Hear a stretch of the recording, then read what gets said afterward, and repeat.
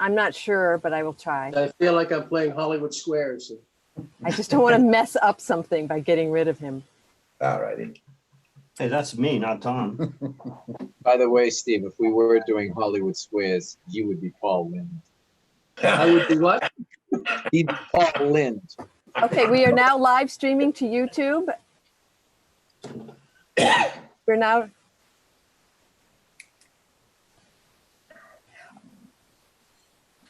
Oh, hang on. Hang on one moment, please. Hang on.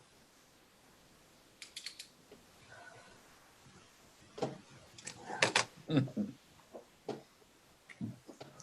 you go.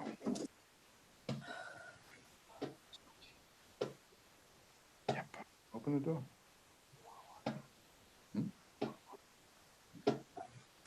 Can you hear me? Yes. I can hear you. Do you ever hear? Are you hearing an echo in the background? No? Okay. All right. Then that's just me. The August 11th, 2020 meeting of the Yarmouth Zoning Board of Appeals is about to convene. As a precautionary measure to reduce the spread of the coronavirus, all town buildings are closed to the public, and this meeting will be held by remote participation. My name is Kathy Williams, and I am the Yarmouth Town Planner and will be serving as moderator for this virtual meeting. I will now turn it over to the Zoning Board of Appeals. Well, good evening, everyone. This is the regularly scheduled meeting of the Yarmouth Zoning Board of Appeals this August 13, 2020. My name is Steve DeYoung. I'm chairman of this board. Along with me are 4 other members that allow us to have a full quorum this evening. They are Sean Igo, Richard Martin, Richard Neitz, and Tom Nicanello. For those people at home that are looking at the screen, you may see Tom Nicanello with the heading Mark Grillis. That is only because of technical issues we've had, and we apologize for our delay. Good evening. Back to you, Ms. Moderator. Pursuant to Governor Baker's March 12, 2020 order suspending certain provisions of the open meeting law, this meeting of the Yarmouth Zoning Board of Appeals is being conducted via remote participation. Although no in-person attendance will be permitted, every effort will be made to ensure that the public can adequately access and participate in the proceedings. Persons who would like to view this meeting while in progress may do so by watching via this virtual meeting or the live feed on the Town of Yarmouth YouTube channel. You may also listen to the meeting by dialing into the number provided on the notice of meeting. The recording of the meeting will also be available on the Town of Yarmouth YouTube channel for future viewing. Please be patient as we work to overcome any technological challenges with the virtual meeting. Hopefully we're done with those. For all meetings, all audience participants will enter the virtual meeting muted. Participants will be unmuted when called upon to speak by the chair or the moderator. All votes must be roll call votes. If you are not speaking, please mute yourself to avoid unnecessary background noise, and do not use speakerphone or Bluetooth devices when speaking. For applicants and presenters, applicants can use the raise hand button or press *9 on their phone to identify themselves to the chair. The moderator will unmute applicants when they are called upon to speak during their portion of the agenda. Applications or presentations provided by the applicant will be displayed in the virtual meeting by the moderator and advanced by the moderator, or if pre-approved, as it is for this evening, for larger projects, temporary panels capabilities will be given to presenters to share their screens while giving their presentations. All presenters and speakers must identify themselves by first and last name and affiliation prior to speaking. For public hearings, during the portion of the hearing designated for public comment, the chair will ask who in the audience has any public comments or questions. Members of the public may speak by selecting the raise hand button or press *9 on their phone and waiting for the chair to call on them. As an alternative to making comments via the online audio or phone, you may also submit comments to the moderator via the virtual meeting chat function. To do this, click on the chat icon at the bottom and type your message. When prompted, the moderator will read comments and questions into the record. Members of the public recognized by the chair are asked to identify themselves by first and last name and affiliation for the public record, and then provide their comment. Prior to concluding opportunities for public comment, the chair will ask one last time if anyone wishes to speak or give additional comment. I will now hand the meeting back over to the board. Thank you very much, Ms. Moderator. This is the petition 4850 of Great Island Plaza, LLC, with a street address of 590 to 600 and 602 Route 28, together with 12 Winslow Gray Road, that property all within the area of West Yarmouth, Mass. That property is primarily a B2, and perhaps all of it is B2 from the looks of it. I thought 12 Winslow Gray had been residential, but the applicant seeks a special permit under zoning bylaw 301.2 and 301.4 for relief from various design criteria pertaining to parking, landscaping, and buffer area requirements as it relates to the proposed development of this property. Meeting materials for this petition are available online and certainly the town's website for you to be able to see that. I did want to point out before we get going that I did overlook Ms. Sandy Clark, the board secretary, who is always so good to join us and assist us. And also to point out that at this time we do have several matters of correspondence that we've received before proceeding with any of the public comment on it. I will offer anybody that has sent in a letter, if they prefer to speak, I would withdraw their letter and not read it into the record. If instead you would prefer to have me read it into the record, we'll certainly find that out and I will be happy to do so. And with that, we call on the petitioner and the petitioner's representative. Good evening, everyone. Mr. Chair, members of the board, thank you for your time this evening. My name is Jeannie Campbell. I'm an attorney at Nutter, McLennan and Fish. I represent the applicant and owner of the property, Great Island Plaza, LLC. With me tonight is Brian Yergashian, the project engineer from BSC Group, Jan Vitak, the builder from Tatra Builders, Robert Ciavara, a local real estate developer and property manager who has been engaged to professionally manage the property, and also the manager of Great Island Plaza LLC, Ms. Haya Rosenberg. As the chair mentioned, we are here tonight on Great Island's application for special permit relief in connection with its proposed project at 590 to 600 and 602 Route 28 and 12 Winslow Gray Road in West Yarmouth. Briefly, the project involves renovating and reconstructing the existing commercial building that runs along 590 to 600 Route 28. It also involves demolishing the existing dilapidated multifamily residence at 12 Winslow Gray Road. And there are also major improvements to the site and existing infrastructure, including improved access to and within the site, reconfigured an increased number of parking spaces, wastewater treatment, stormwater management, utilities, and improvements to landscaping, including the buffer areas. I will note this project has been evaluated by the design review committee and site plan review team. We are seeking relief tonight under section 301.2 of the bylaw, which governs sites such as this, which are pre-existing non-conforming as to parking. The buildings here, I believe, were constructed around 1960, well before this bylaw came into effect. And under 301.2, the ZBA may grant a special permit for any expansion, alteration, or change in use that increases the parking demand at the site, with the intent being that maximum feasible compliance with current bylaw provisions be achieved. In accordance with section 301.2, we are seeking relief from the rear and side yard parking requirements and from the buffer area requirements set forth in 301.4.4 and 301.4.9, as well as temporary relief from section 301.4.6. I'm hoping Jan is here and can share his screen with all of us. I think that will make it easier to follow along with the plans. Is Jan here? I just upgraded him. Thank you. Are we waiting for Jan to come on the screen? There we go. All right, there he is. Jan, do you mind sharing your screen? I couldn't see myself. I was worried that I'm missing out on all this fun. All right, great. Let me see.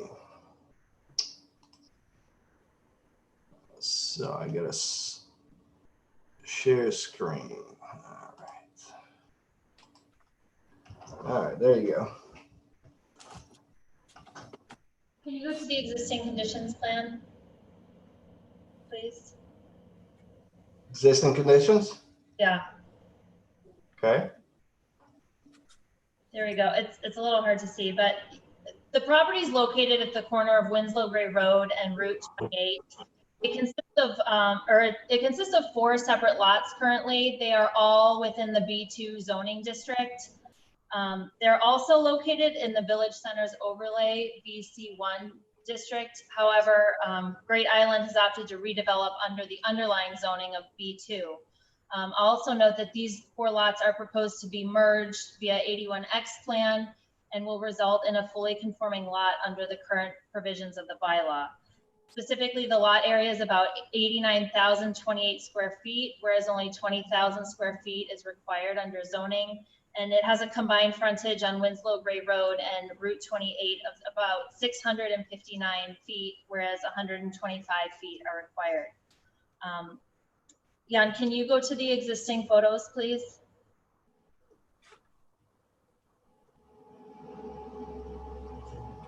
I'm sure many of you, if not all of you, are familiar with this site. This is a street view of the existing commercial building on Route 28. It's currently unoccupied except for the Thai Basil restaurant, which is kind of in the center of the building. And as you can see, it's in need of extensive repair and renovation. There is no landscaping whatsoever, and there is no buffer whatsoever along Route 28. In addition, all parking you can see is located in front of the building and to the west or the left of the building, which is also considered within the front yard. Jan, can you go to the rear view? Or we'll just go, it's another view of it. You can continue on to the rear. One more, there we go. Now we're looking southeast at the rear of the building. You can see that there's kind of a gravel area. However, there is no parking in the rear of the building as it currently exists. Again, very, very little buffer along Winslow Gray Road and no professional landscaping whatsoever. Jan, can you go to the next photo, please? This is the existing post office. Again, there's no buffer on Route 28 in front of the post office building, and you can see that there's a curb cut here, which results in cars turning into this curb cut, heading left, speeding through the plaza, and exiting on the curb cut right at the intersection of Winslow Gray Road and Route 28 in order to avoid the existing traffic signals that are on Route 28. And finally, we'll just show you 12 Winslow Gray. Again, this is a multi-residential structure that is dilapidated and really just needs to be demolished, which is what we propose. Before I get into the project details, I do just want to make sure everyone is on the same page about something. We all agree that this property is in dire need of renovation. It has sat for a long time in its current state. But while the property has been in Ms. Rosenberg's family since about 1984, I just want you all to know that she has not had any control over this property the last 30 years or 40 years, however many years it's been, until she purchased it from her brother and sister last year and transferred title to Great Island Plaza LLC. And then at that point was the first time she was able to take control of this property. So I just want everyone to know that the state of this property is not through any fault of Ms. Rosenberg. And like you all, she wants nothing more than to see this plaza revitalized and has been working really, really hard to bring this project to life. So with that, I'll go into some of the project details. Jan, can you go to the rendering, please?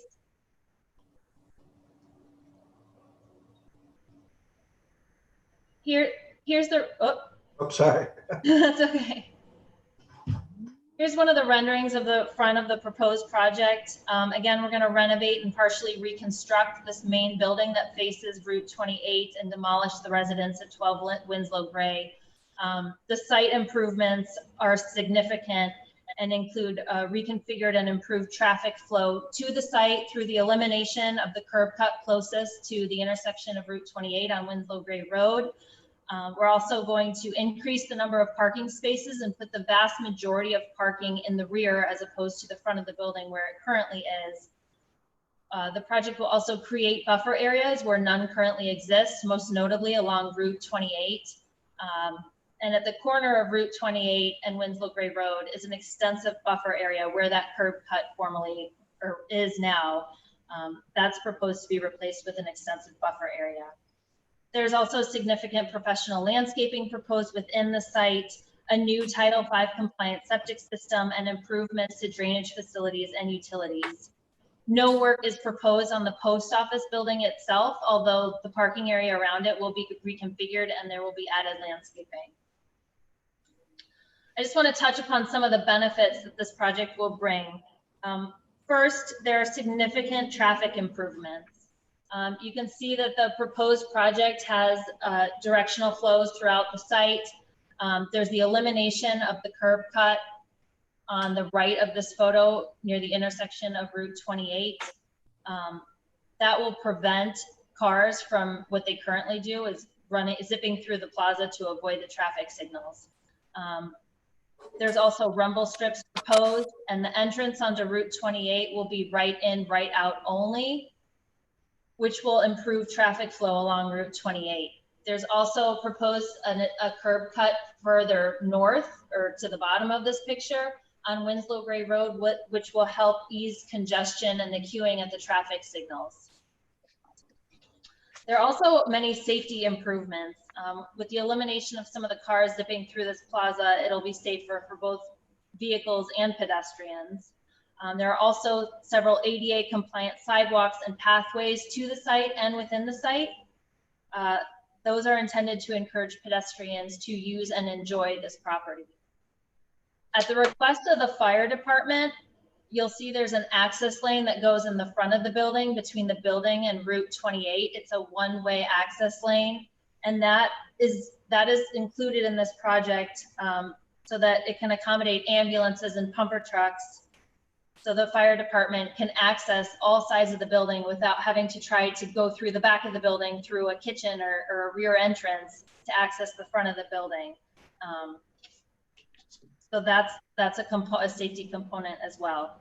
And then finally, a new compliant sprinkler system will be installed in the main building. There are also several environmental improvements. Jan, if you could go to the next.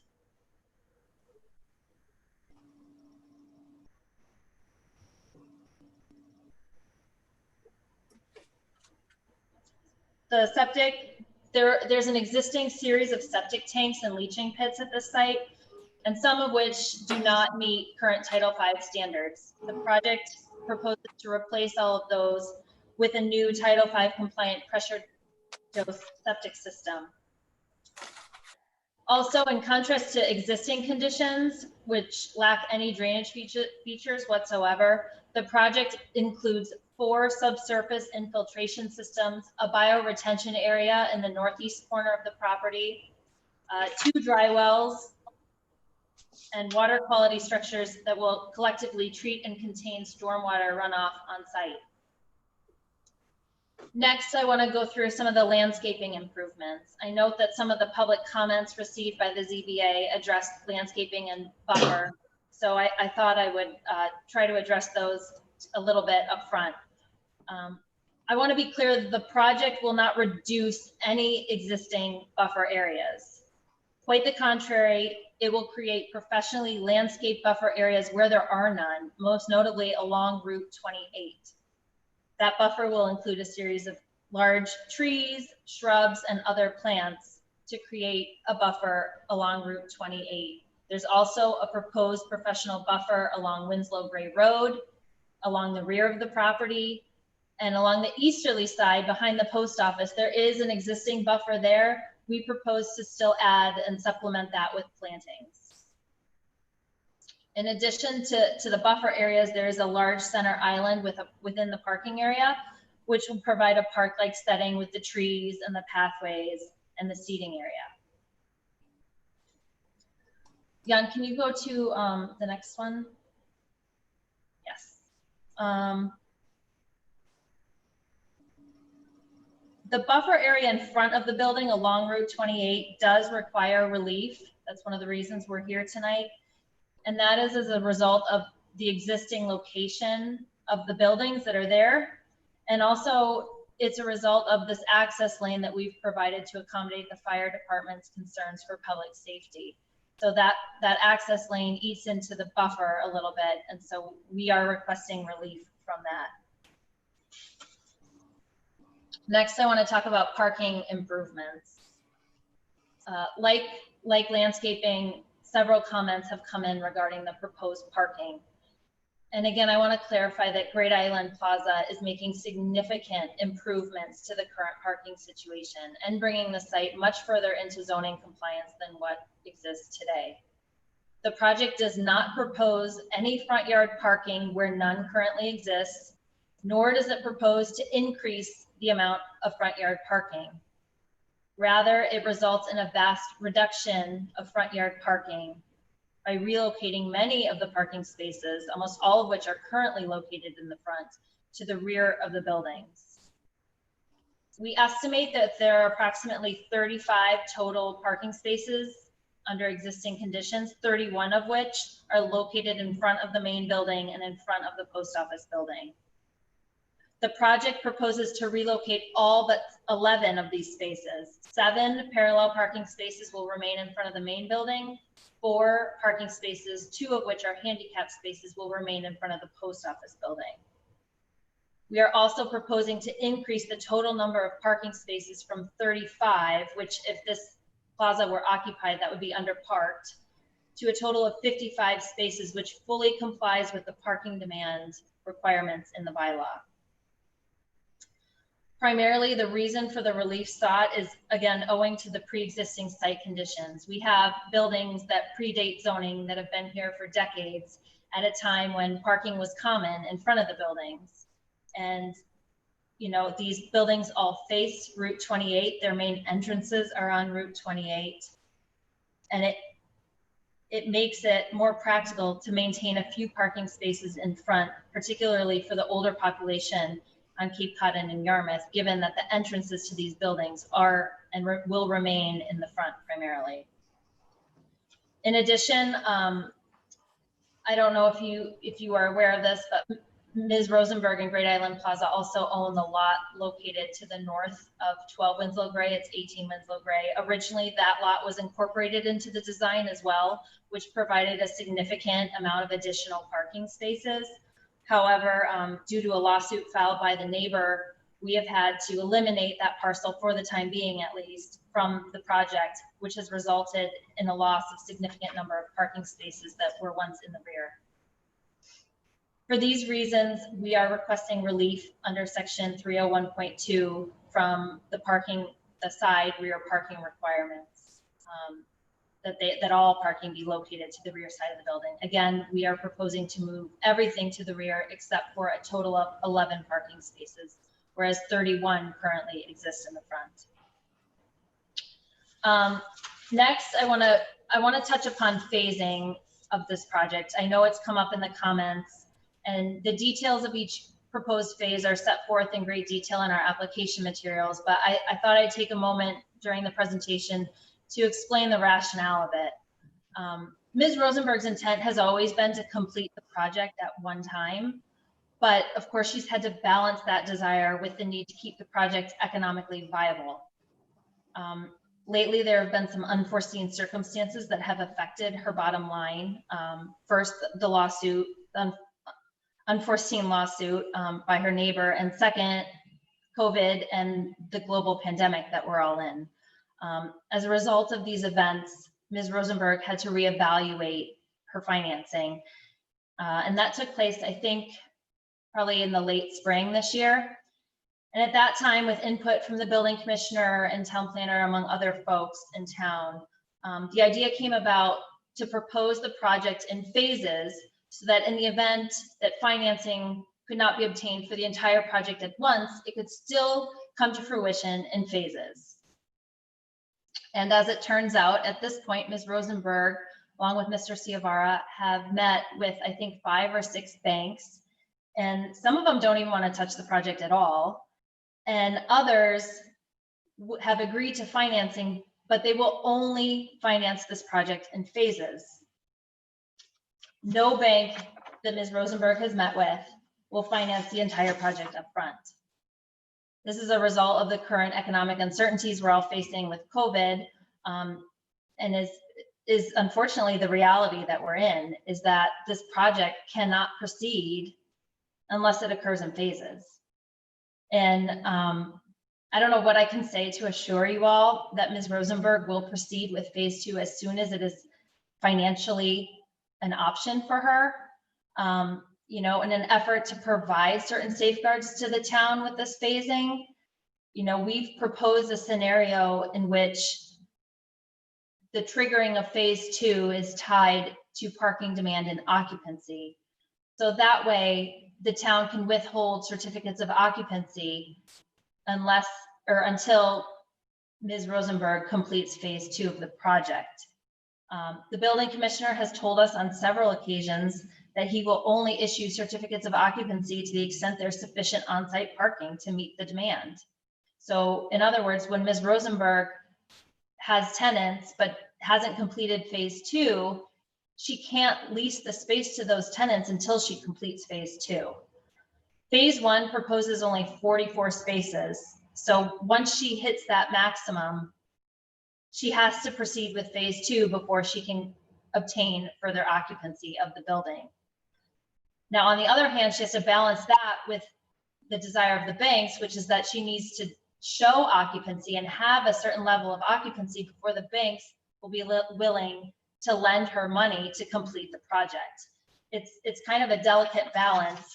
And, you know, we think that our proposal is the most fair and most pragmatic approach, as opposed to an arbitrary deadline, you know, which we may or may not be able to meet if we don't have the occupancy. And in that case, I don't know what would happen.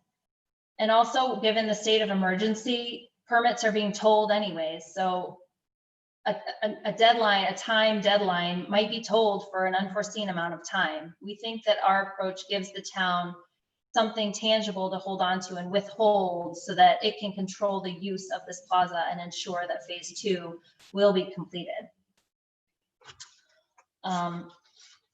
And finally, I appreciate you hanging on with me. I just want to briefly address some of the public comments. I think I've addressed some of them as they relate to the phasing and the landscaping and the parking, but I also want to quickly go over the town meeting vote that took place in 2019. I think that's a source of confusion. The property was previously zoned as part commercial in the B2 district, and part of it was in the residential district. And all parcels were and still are within the Village Center Overlay District. That has not changed. However, in 2019, Ms. Rosenberg, once she acquired the property, sought to rezone it so that it would be all in the underlying B2 district, which, as you know, makes redevelopment a heck of a lot easier than if you're trying to, you know, redevelop a property that's partially within one zone and partially within another. I believe Ms. Williams forwarded you the script and slides from town meeting. It's clear from that script and slides that any proposed redevelopment of the site was going to take place utilizing the B2 zoning and not the Village Center Overlay. There have been a lot of comments about how this is inconsistent with the intent of the Village Center Overlay District, but this project was never intended to be developed under that overlay district. It has always been the intent to redevelop this site under B2 zoning. Also, there were no site plans at town meeting. There were no landscaping plans. They hadn't been developed at that time. All that Ms. Rosenberg had at that time were renderings of the proposed building. And when you compare those renderings to the renderings we've provided, they're quite similar. In fact, the only differences I can see is that in place of one of the units, we've eliminated it in favor of a walkway so that people can access the front of the building from the rear. And then the easterly-most unit that was shown in 2019 has been eliminated. So if anything, it's a smaller scale project than what was shown as a hypothetical back in 2019. And in any event, as you know, the purpose of town meeting is not to approve any particular project. It was to rezone the property. In light of those facts, I think many of the comments related to town meeting are misplaced or confused, as the plans today do closely resemble the plans shown to residents at town meeting. So in closing, I want to stress again that there are significant improvements as a result of this project in terms of aesthetics, safety, traffic, and the environment. And equally important is that this project will bring this site much further into zoning compliance than what exists there today. And, you know, finally, I really want to emphasize that Ms. Rosenberg has done everything in her power to design an economically feasible project that achieves the maximum feasible compliance with the bylaw. So we hope tonight that with your vote, you will authorize these much needed improvements to the site, that you will authorize the long overdue revitalization of this property. And as a result, on behalf of Great Island Plaza, I respectfully request that the board grant our requested special permit relief. And I thank you again for your time, and our whole team is here and happy to answer any questions that you may have. Oh, I think you're muted. So did you anticipate anybody else from your team speaking before we go on to board questions, or? No, I'm giving the presentation and they're here to answer your questions. Fair enough, good enough. Thank you very much for that. Mr. Igo, any questions of our petitioner's representative? Yes, Mr. Chairman. Good evening. On the buffers, I'm looking at the buffers here along Route 28. The plantings that you're going to use, first off, in front of the main plaza out there on Route 28. Can you tell me what the plantings are out there? Are they going to be an evergreen shrub of some sort? Along the front, in front of the main building? Yeah. Those are red twig dogwood trees proposed. And, hold on.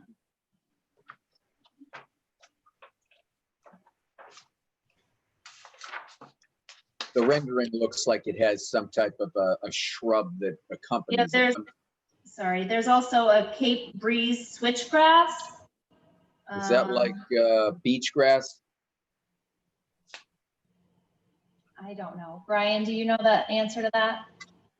Or Jan? I'm certainly not a landscape architect, but my understanding is that it is similar to beach grass. I'm Okay. sorry, my name is Brian Yergation. For the record, I'm a professional engineer with BSC Group. Okay, I guess my question to you, would you be opposed to changing that to an evergreen bush versus the switchgrass? Council? I don't believe so, no. Okay. All right. An evergreen bush? Yeah, Okay. an evergreen planting, yeah. And is there a planned irrigation system to support those plantings?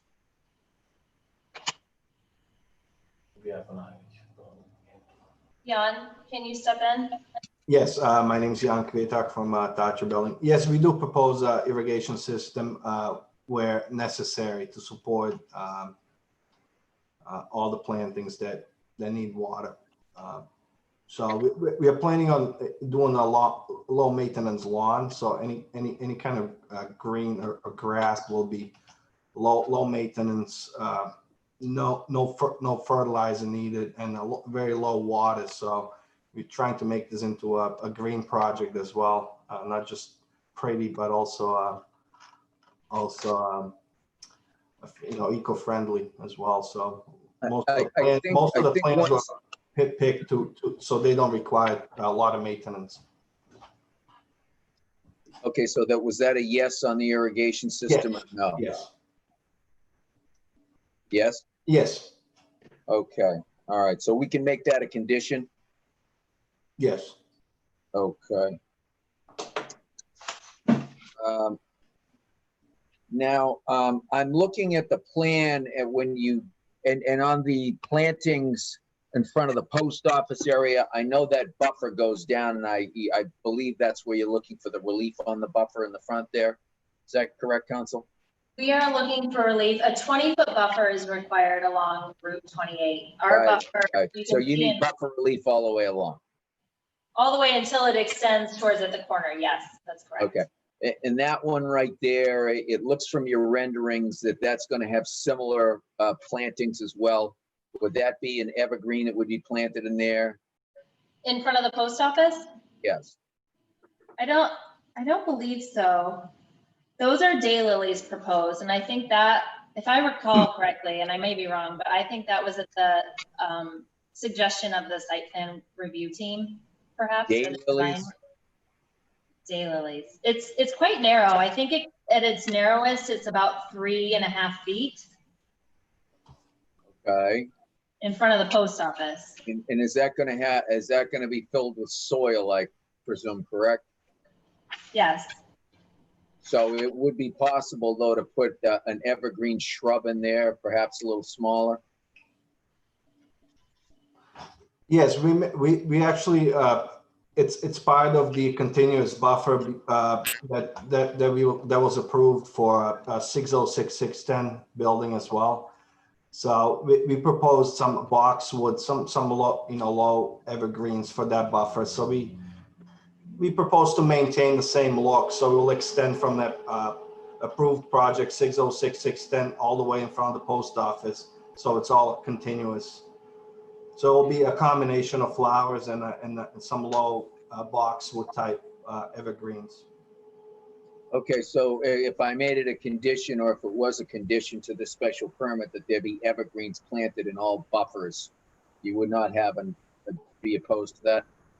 No. Okay. Moving on to the parking, the entrance to the parking area from Route 28 and traveling out back, was there any concern about people pulling in there and driving around the back to get out to Winslow Gray Road to avoid that light altogether when they're sitting in traffic?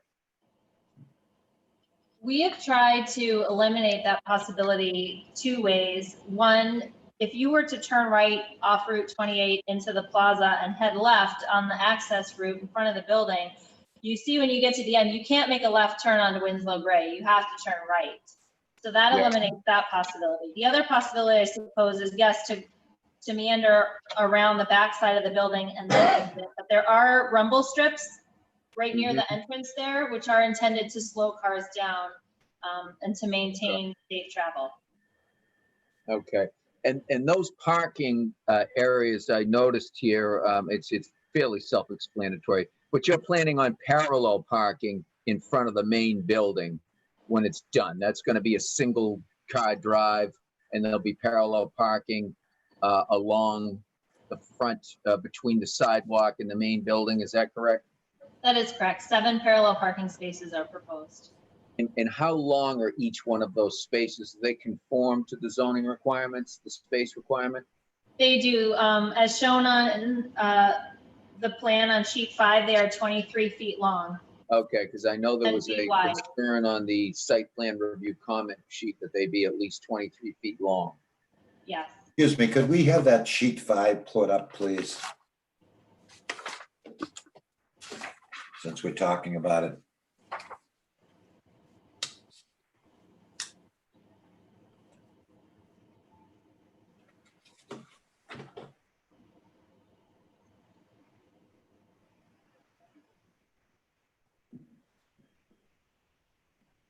There, if you look kind of towards the bottom, you can see that the measurements are included in some of the parking spaces, and they are all 23 feet long.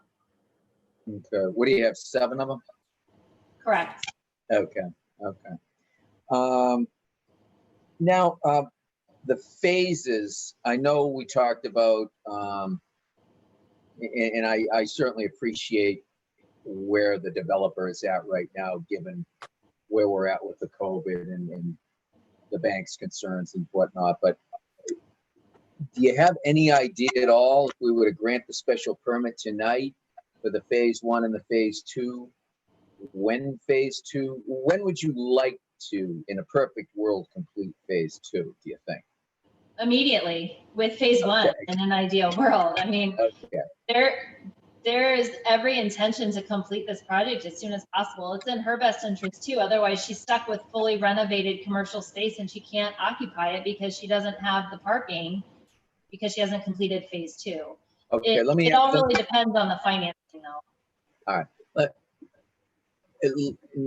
Has she secured the financing? You know what, I think I'm gonna turn it over to Robert Ciavara. He has went with Ms. Rosenberg to the banks and has much more knowledge about this. Okay. Robert, are you here? I am. Can you hear me? Am I coming through? I can hear you. Okay. How can I help? I was concerned. I had a question whether Ms. Rosenberg has secured her financing. That was one question I had. Has she done that? We have one commitment letter from a local bank. And that commitment letter, could you give us a rough idea as to what percentage of the project would be complete from that one commitment? Assuming we got the funds that we asked for and what they've committed to, she can definitely finish phase one 100% with this package. Okay. And all right, and what would be your timeline to finish phase one? The bank loan times out at 18 months, but that's a Jan question. I think he wants to say more like 90 to 120 days. That's a construction issue, but the bank loan times out at 18 months. Okay, all right. Okay. I guess, and this could go to you as well as council. I guess when I heard phases, I mean, I guess one of the concerns, I just want to make sure that this project is economically viable from the standpoint that the developer has the funds to actually redevelop the property. And if it's going to be done in phases, that we have some type of an idea, at least, if you're telling me 18 months, that the bank times out on the construction loan, that's fine with me. I just want to get an idea, you know, I mean, I don't want to be in this if we're looking at a 6 or 7 year project. And I don't think you want to be there either, but it's just a little difficult for me to, you know, understand how that second phase is going to work. But I think what you're representing to me, I'm getting a clearer picture. So just so I'm clear on the relief that you're looking for tonight, is it the two forms of relief you're looking for? You're looking for relief for the Route 28 buffers. You're looking for relief for the parking in the front, correct? Correct. Was there something else you were looking for? There is one other source of relief, and that is temporary. In phase one, we propose a gravel parking area in the back, and there's no in-lot trees proposed because in phase two, you know, it's going to be paved, and it just didn't make sense to put trees there for such a short period of time. So we are seeking temporary relief from the requirement for in-lot trees for only phase one. Once phase two is completed, we will fully comply with that section of the bylaw. Okay, so just the rear of the property during phase one, you want to gravel it until you move to phase two, and then you'll complete it as well as your in-lot trees. So that's just temporary relief. Correct. Okay. That's all I had for now. Thank you very much. Thank you, Mr. Chairman. Thank you. Mr. Martin, please. Yeah, I have some questions relevant to probably mainly the landscaping. The landscape plan didn't show any, you know, a lot of the plans we've had recently have shown existing trees. I know the existing plan shows them, but then it doesn't show any retention of any existing trees in terms of the buffers. And there are some on site, not a lot. I know there's a big pine over toward Winslow Gray toward the front. I hope that's going to be saved.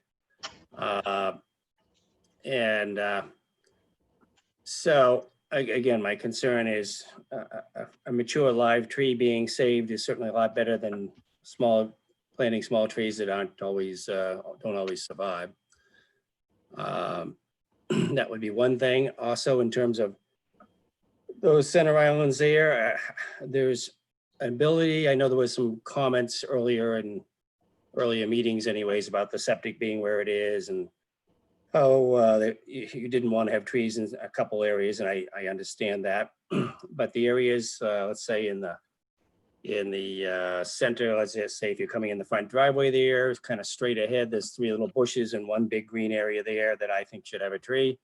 Off to the left of that, in front of the building too, again, we're just doing some small shrubs and as a matter of fact, it would seem to me that the number of in-lot trees is not what it should be, and those would be logical places to add them.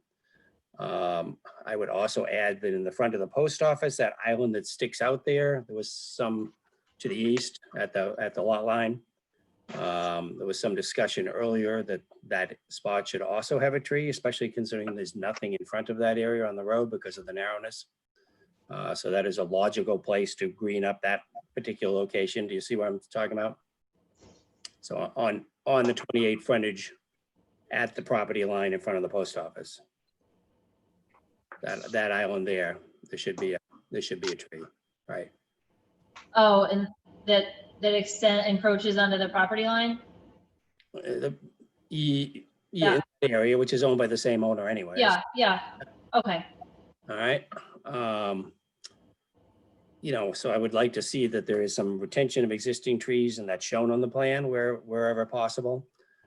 In terms of additional greenery, there was some talk, I know, and you've done this in the back of the building where there's some shrubs and so forth, but the front of the building too, I mean, I could see some foundation shrubs going in front of the building, especially in the area, the stores that are retail, maybe the stores that are restaurants. I can see that wanting to have more patio, especially these days.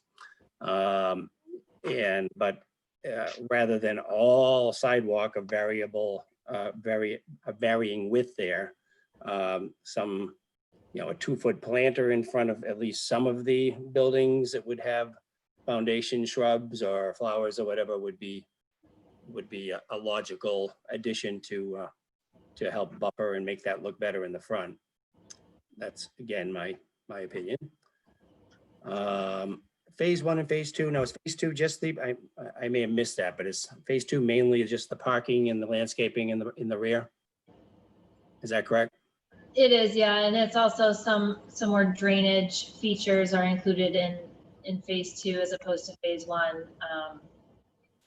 But mostly phase 2 is the reconfiguration of the parking. I'd say that's the primary element of it. Well, again, there needs to be some kind of protection put in there to make sure that that's finished and we just don't end up with some kind of ugly gravel parking lot back there and none of the other stuff that's helping make this look so good. Doesn't happen. So certainly I would suggest wanting to see that. Also on the trees, I know there was like red maples. Red maples don't do so good down here. There was blue spruce. Blue spruces do terribly down here. I'm fine for certain types of evergreens and evergreen shrubs in the front, like Sean mentioned. I think that's a great idea. But the deciduous trees, and you do have some different ones, and that's good. But I would suggest that those particular red maples, okay, maybe a couple, but they're not, again, they don't do real good. And there's some blue spruces down the street in front of what was the Gateway Motel there. No, a different one, I'm sorry. And they have not done well. I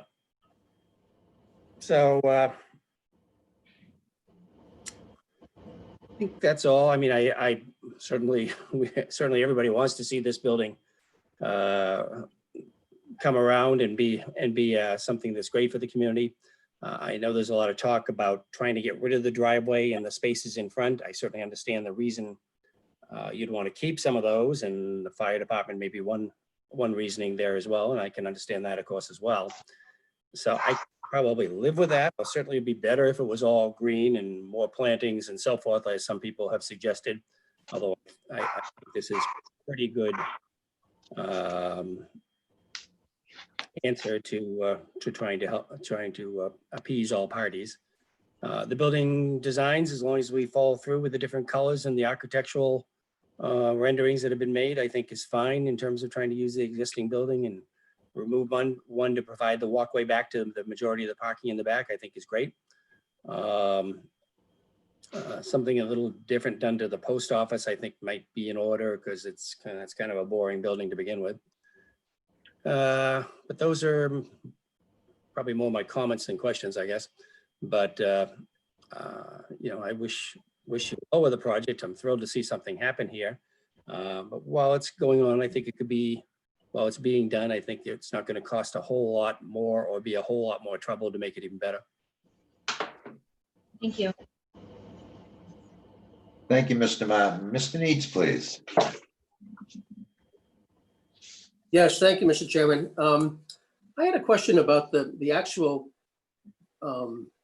renovation. I know that you said they were replacing the two-story building to the right. And is it just renovation of the remaining portion of that building? Because the site plan shows two separate buildings, and the concept visuals are, it looks like it's all one building, and I'm a little bit confused by that. Can somebody enlighten me? Sure. What we're doing is we are renovating where feasible and reconstructing where necessary. The building that you see on the right and shaded, all the areas in shaded gray on this landscape plan that are portions of the building are new. The building on the right is entirely new. There is a building there right now. It is in such poor shape that it makes more sense to reconstruct it. The two gray areas to the left, you'll see there's a walkway and then there's two more units with gray areas. Those are additions to existing units just to make the space more functional. And then finally, there's a third gray area to the far left, and that is an addition. It's a proposed second-story addition that will be an apartment. The rest of the building is just being renovated. Those are the new spaces that are being added. That's the new portions, but the visual will be like what we're seeing on the concept plans. So it'll look like one big building from the street. Correct. Yes. Okay. Until you get to the post office, and that's something completely different. Now, see, I have not seen this visual that's up now. So and this is looking. That's the visual of the building that you're going to totally replace that faces towards the post office. Is that correct? Correct. This is the building that this is the building closest to the post office to the left. And then you'll see beyond the building, there's the walkway and then the remainder of the shops. But it is all one building, just divided into units. Okay, but there is some spacing between that two-story building where the walkway is, where it says Great Island Plaza on it. Is that where the walkway is that goes back to the park? There's a building there now, and we're proposing to raise it and create this walkway so that people parking in the rear can access. Okay. I'm pleased with the visuals. I think it's going to be very attractive, and I have a long history in that building going back to about 1963. So I'm just really excited to see some improvement and renovation, and I think it's a project that we can get behind to see the approval. The thing that scares me the most about this building in particular, and it has probably for the last 25 years, is that if, God forbid, there was a fire in that building and it was down to the ground, they would by right be able to reproduce it exactly the way it exists today. And I'm not sure that's a good plan. This is a much better plan than trying to replace what's there just to make it new and shiny looking. So I'm thrilled with the thought that went into the plan, and I think that the parallel parking in front was a concern going in. But I think seeing the visuals and understanding that there are some people that would like to be able to park in front of the grocery store or the Thai market or whatever is there. And if you said there were going to be 2 of those 7 spots were going to be handicap spots too, did you say? No, those 7 spots are regular spots. There are 4 spots remaining in front of the post office, and 2 of those 4 spots will be handicapped. Oh, so there'll be no handicap spots in front of the commercial section? No, the handicap spots are proposed to be located in the rear of the building and to the easterly side of the building. Well, does that mean they're gonna have to walk all the way through there? And you'd think that the handicap spots would be closer to the front door of the businesses. Yeah, well, they are close. Sorry, I'm trying to find, yeah, can you pull up the phase 2 site plan, please? I think Yeah, I so- saw something where Yeah, some of so, the businesses were going to have rear access, but not all of them. And I would think if I were handicapped and I wanted to go there, I'd want to be able to park out front. Yeah, so actually we are looking at, on this rendering, you can see it to the right, on your right side of the screen, there's two handicap spots right there on the corner. The reason being is you can't put a handicap spot in a parallel parking space. That was the only problem that we had. You Otherwise- cannot, is that, I think we didn't have the right, it didn't work with the access way, given the width that's required for the handicap spots. Correct, that's correct. So we Okay. put it as close as we could to the building, which is on the right side of this brand new building on the right side of the plaza. So and then we also have a handicap parking spot in the back of the plaza, so people can walk through the passageway or through the rear entrance to the stores and the restaurant. So I think we have. I'm no expert on handicap parking, but that seems to not be to the best interest of the handicapped person, but that's just a personal opinion. I had one other question. Oh, about the plantings. One of the things that concerns me most about these green spaces that are created from already an existing building is that you're going to be right on 28 with these green spaces and plantings. And I just foresee the way the state pours salt on the road in the wintertime, those plants aren't going to last through the first spring. And I just want to make sure that it's, regardless of the abuse that it might take from the elements being so close to the road and to the salting that's done by the state on that road, that we don't lose that buffer strip in the first year. So I would be, probably pretty adamant in make sure that buffer strip be maintained to be a green strip between the highway and that building forever, and not just for that first season that they're open. Does that sound logical to have that concern so close to that highway? Yeah, is that the case with other properties with the 20-foot buffer on Route 28? Are they having a problem with their plantings? Well, I think that your plantings are right there where sometimes there's some natural buffers and maybe some grass or something before you get to the actual plantings.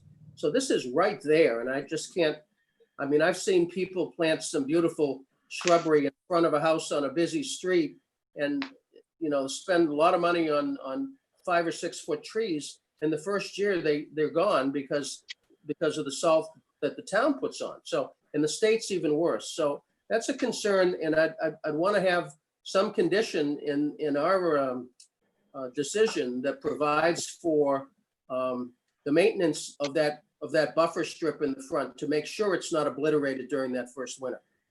Absolutely. Or any winter. Yes, I would like to answer this as well. There's existing sidewalk that separates the Route 28 from the buffer. And I think Mass DOT and the town, have to repair this section. The sidewalks are useless. There's utility poles in the middle of the sidewalk. So I think we're giving town and the state space with this buffer so they can do their improvements also down the road. So I think it will work out for the town, for the state, and also for this property. So right now the sidewalk is useless. I think we are trying to create some space for the town and also for the state to improve the Route 28 and the state layout, the highway. Okay. layout. I go by there a lot, so I'm going to keep an eye on it. Yeah. Mr. Neets, were you done? I think that's all for now, Mr. Chairman. Thank you. Thank you. Mr. Nicanello, please. Yes, Mr. Chairman, thank you very much. In the essence of time, because I seem to have wasted some in the earlier broadcast, I will make this very short. The fellow board members have asked an amount of good questions, and they have taken a lot of mine, and I think that's great.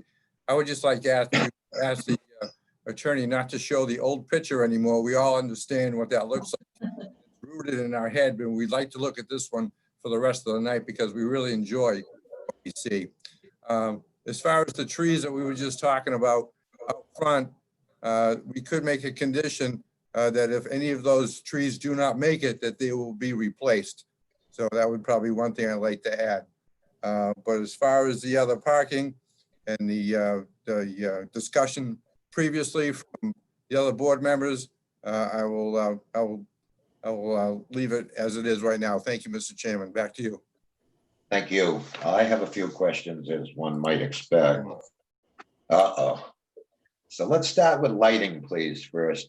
Can you give me any interior lighting depiction to consider? Or is that something you think we shouldn't consider?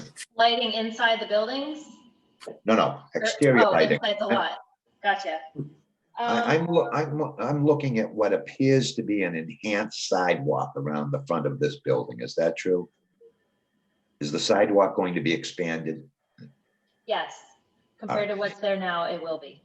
All right. And in that, there are lights depicted. They're not very visible, but certainly on the front of the two-story building, on one side of it, the easterly facing side, there are 3 lights depicted there and several similar lights, sort of like a village feel light that runs down the sidewalk.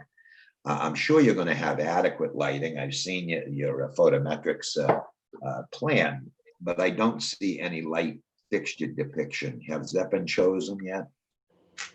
Yes, we have presented it to the design review committee, and I think we submitted it to them, Jan.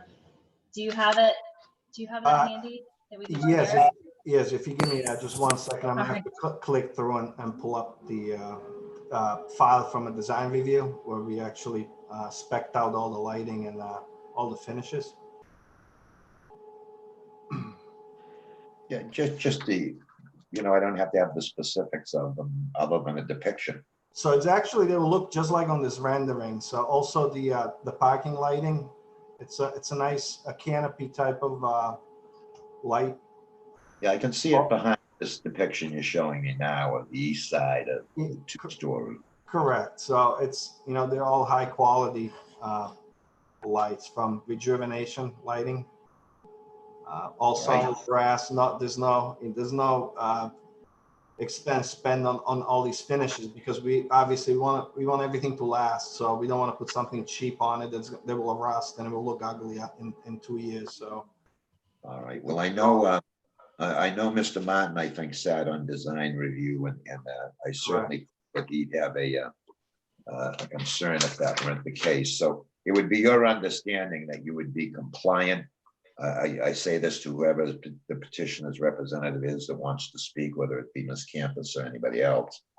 Is it your understanding that you would be compliant with design reviews, comments, and requirements as set out on the review comments in relation to the design standards? Yes, I think we have worked very hard to address all the comments of the design review committee as well as the site plan review team. Well, unfortunately, though, we're only looking at renderings. We're really not looking at plans. And I'm not hearing anything about awnings or anything like that in your presentation. And my question is more pointedly, I see that design review has considered these. I don't think it's this board's purview to override design review in most instances, but I do want to make sure that their review comments and considerations in what you submitted to them for consideration that they approved or recommended to be passed along is actually implemented. So are we in agreement that the design review recommendations would be a condition of any grant here tonight? Yes. All right.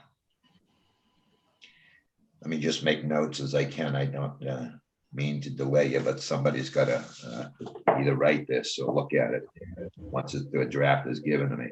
The access drive in the front, I just want to make sure I understand it fully. There will be one way along the front of the building, being that of Route 28 Route 28 side, and that one way will be protected by arrows, as we see there. Will it also be any kind of fire lane designation along there? Quite frankly, I'd rather not see a big yellow bunch of lines there, but is there any thought of there being a fire line designation of the fire department state, fire lane rather designation, department of the fire department state, any need for that? No, they just wanted the lane to be of sufficient width to accommodate their emergency vehicles, but there was no mention of it being a designated fire lane. All right. And the drive that exists there now will actually be the roadway in front of this plaza. And by the way, I want to commend both you and the LLC's principal. As you may undoubtedly know, I don't know if you participated in this campus. I think you did. In the building to the east of the post office, there were accommodations made there, and I was very happy to see that. And I hope that project goes forward. I'm glad we all could work together on that. I'd like to see us work together on this. But interestingly, that I'm kind of going a little bit off topic. I look at your parking plan, and that grant of special permit down at the site that was the unfortunate location of a burned building. We had agreed there'd be a walkway from that proposed building to the rear of the post office and 3 designated parking spots. And at least by the depiction, I'm not seeing those. So can you help me with that? So we have 4 resident-only parking signs in the parking lot behind the post office, and those 4 spots are dedicated exclusively to the adjacent parcel at 606-610. So that Can you we show are those to me on some plan? Yeah, sorry, I'm gonna go a little bit further. Sorry, I'm pointing at the screen like you can see me. Right here. It's right here. There's a notation, yeah. It says 4 resident parking only signs. These parking spaces are for the exclusive use of 606 to 610 Route 28, and as such are excluded from the parking tabulation. And see, here's the problem with Zoom meetings when we are doing it on iPads and we can't get a significant blow up of these plans like we can at a regular meeting. So I apologize if that's there and I overlooked it. The parking layout then is anticipated to be as shown upon the on this sheet that we're now looking at. Upon the completion of phase 2, it will look like this, not before. That's correct.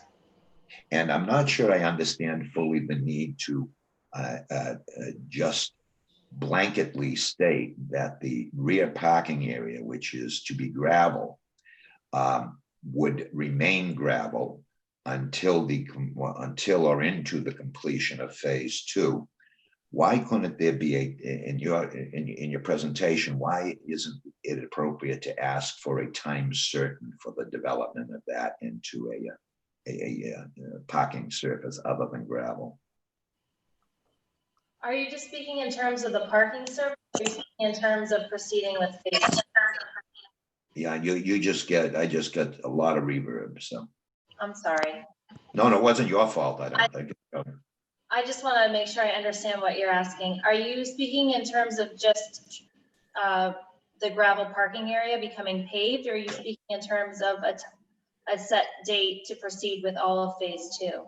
No, I'm not asking for a date certain for all of phase 2. I certainly think that what you're suggesting builds in an assurance that phase 2 will be completed, or there'll be buildings left there of no economic value to the very significant investment your client is intending to make here. What I'm asking though is there is to be at least a portion of the rear parking for which you've asked for, as you termed it, temporary relief in parking in rear. And if we're going to call it temporary, that's the way it's been presented. Why can't we put a date certain on it for its completion? The gravel parking area that we proposed. Just the gravel. Just the gravel. Yeah, that is proposed to exist in that state until phase 2 is completed. Well, that's the primary part of phase 2, right? Is the parking, yes. So when we fashion a decision, if there is to be a positive vote for you, how do we provide for it being temporary? Isn't it really relief from parking material coverage? I don't mean to be overly technical on this, but it's not temporary if we're not putting down a date to be completed by. Sorry, I was confused. I was, the temporary relief, we're not seeking temporary relief for the gravel parking area. We're seeking temporary relief for the number of in-lot trees, or the requirement that we provide in-lot trees. Oh, just the trees. Yeah, I think, let me, if you bear with me, I can bring up the bylaw, and I think it says, I know what you're referring to with the gravel area. I think I've spoken with Mark about that on more than one occasion. But it says all parking areas except those serving 1 and 2 family residences shall be paved with concrete or other suitable hardened, stable, and durable material. So it's our position that the gravel is an other suitable hardened, stable, and durable material for this site. Well, not really. I was really referring to the temporary relief and parking in rear that you were asking for. And you're telling me it's actually only relative to the in-lot trees. We are seeking permanent relief from the rear parking requirement, and we are seeking permanent relief for the buffer areas. Okay. Let's see if we can move on, if we could, please. You're going to eliminate that you're going to create a right in, right out Route 28 curb cut just between the post office and the building, the commercial building. And do I understand you to say that the Winslow Gray Road southerly curb cut will be a right out only as well? I think that is that's a right and left out. What I was referring to is the access lane that traverses around the front of the building and to the side. You cannot make a left turn from there and then proceed out Winslow Gray Road. So that will alleviate some of the traffic exiting at that point on Winslow Gray Road. And yeah, also, sorry. I'm sorry. No, you go. Oh, I was just going to add that the northerly curb cut on Winslow Gray Road is intended to alleviate some of the congestion near the traffic signals, both on Route 28 and on Winslow Gray Road. It's the hope and intention that more cars will utilize that curb cut to exit and enter the site. All right, and how will you differentiate the curb cut as having an entrance for right only and an exit for right only? I don't care about arrows. I see you're going to have arrows for sure, but what's going to be the material that's going to separate those two lanes of right in, right out? Oh, on Route 28? Yes. Brian or Jan, do you know the answer to that? Is that the rumble strip? Yeah, I mean, it's all going to be HMA or asphalt, and the rumble strip is a concrete. Well, I don't have any depiction of it. And can you tell me, are you familiar with Walgreens? I can't say that I am. All right. Can you give me any indication of any that might be along the Route 28 corridor that would have the sort of material that will separate the two lanes, right in, right out? It's going to be tarred, and then there's going to be a cement. Is that what you're telling me? Correct, and it's got grooves in it. Is it raised? Is it YMCA? Yeah, I believe that I'm not certain. I don't know, Jan, if you know better, if it's slightly raised or.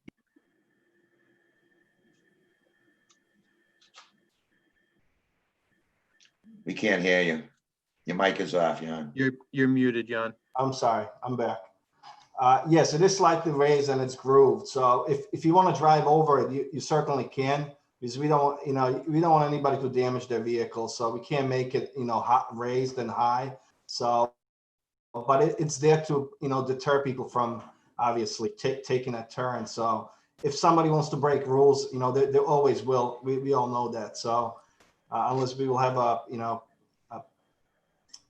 if I could intercede on that, Mr. Chairman, as you were stating at Walgreens, and there are a number of others that have been done in town, nobody pays any attention to them. That's my point. That's my point. They will turn left. Where, Mr. Chairman, could you just point out where you're talking to right here? I'm not. Route 28 curb cut into the plaza, going to, instead of being a two-directional in and out, it's going to be a one-directional in, one-directional out. So But you're why going to, couldn't we just have why couldn't we just require a raised curbing right there? That if you drove over it, you might hang up your car, like they have down there at the Cavalier along Ocean Ave, where you come out of there, you can see it's about 6 inches high. We discussed that. In fact, we made that a condition of the Seasons gas station over there on Station Ave, that they have one of those as well. well, I'm concerned that I don't know whether that impacts fire engine, fire apparatus going onto the property. Correct. Well, So it's, what we could do is we could perhaps save that for a future review date and see how the traffic goes in and out of there. If it's appropriate that we do something about it. If not, then we can just kind of leave it. Well, assuming that after we're all concluded with all the input, that we are of a position to take a vote that might grant some of the relief or all of the relief requested. I think Mr. Neitz is the one who brought it up, and would be a smart move, I suppose, that each of the next 2 years we have a review, particularly of the landscaping, and I guess we could add that in on that right turn only, right in, right out only, to make sure that's working well. This is too important a corner. At one time, there was talk that this whole plaza might be sought to be taken by eminent domain with the relocation of roads right through here. I don't know if anybody remembers that, but that was probably a good 25 years or so ago. And of course, it never went anywhere. And now we're talking about improving this site. So phase 2 occupancy permits to be tied into the the proceeding with phase 2. I think that that's an excellent idea, personally. The overlay district, as was stated, I agree, is an option. I agree with council altogether. It's an option, not a requirement that one go into the overlay, the COD overlay. It's always a fallback that they can proceed under B2 zoning. I'm appreciative of the greater zoning compliance. I too am really concerned about irrigation. We just had to deal with this very issue at the other post office plaza, further on down in South Yarmouth, with some trees being intended to be placed up in the front buffer up there with no irrigation, no other mulching or anything else required. So I think we ought to be a little bit careful in how we consider buffering considerations here. I regret I cannot see the plant schedule, and so I'm just kind of shooting in the dark. That's nobody's fault but my own for not being able to go and see Sandy at Town Hall or have a larger screen. Let's see. Is there going to be any change to the post office facade? No. And as I understand it, there's, and I just want to clarify, the 2 stories going to be rebuilt. The building directly next to that, to the west, is going to be removed. There's going to be a walkway. Those remaining buildings are all going to be, with the exception of one, somehow expanded. Is that correct? And Not all of them except one. Units 5 and, the units that are located to the left of the walkway, I think those are units 5 and 6 respectively. Those are to be expanded. Those are first floor expansions. The one to the left of that is not, there's no expansion of that. And then the gray you see further left is a 2nd story addition. And I think the first unit is not being altered either in terms of size or footprint. Okay, I consider going up a 2nd story to be in You're right that they are going up the 2nd story over units 2 and 3, but not over unit 1. There's no changes in size to units 1 or unit 4. Fair enough.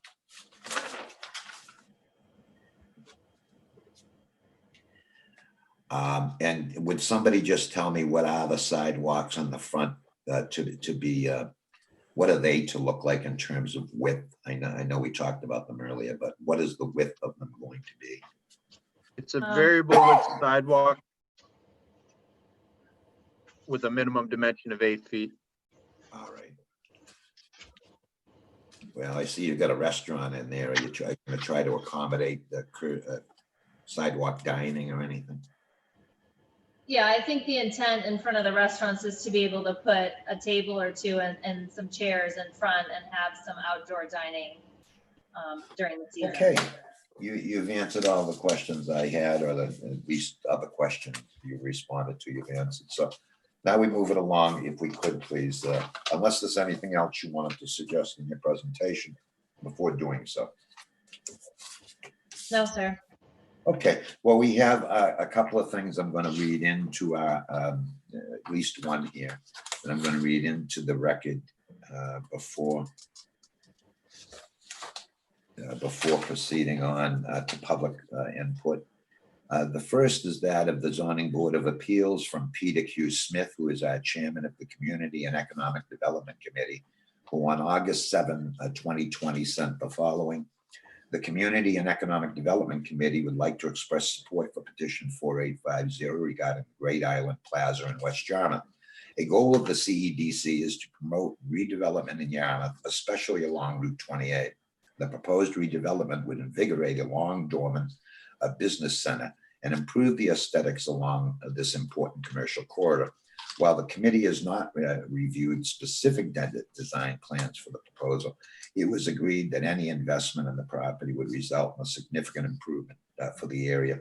With this in mind, the committee writes in support of the petition referenced above. Thank you for the opportunity to comment on this project.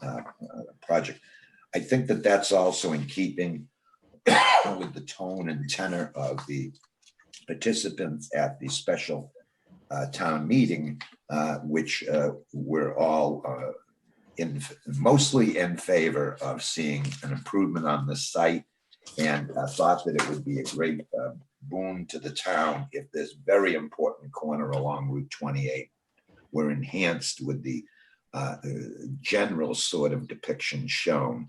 I didn't see anything in the zoning relief that was granted by the special town meeting that suggested it had to be built according to the depictions that were shown there. That wasn't the question. The question was, could 3 lots be combined? That question was allowed to be decided by the special town meeting.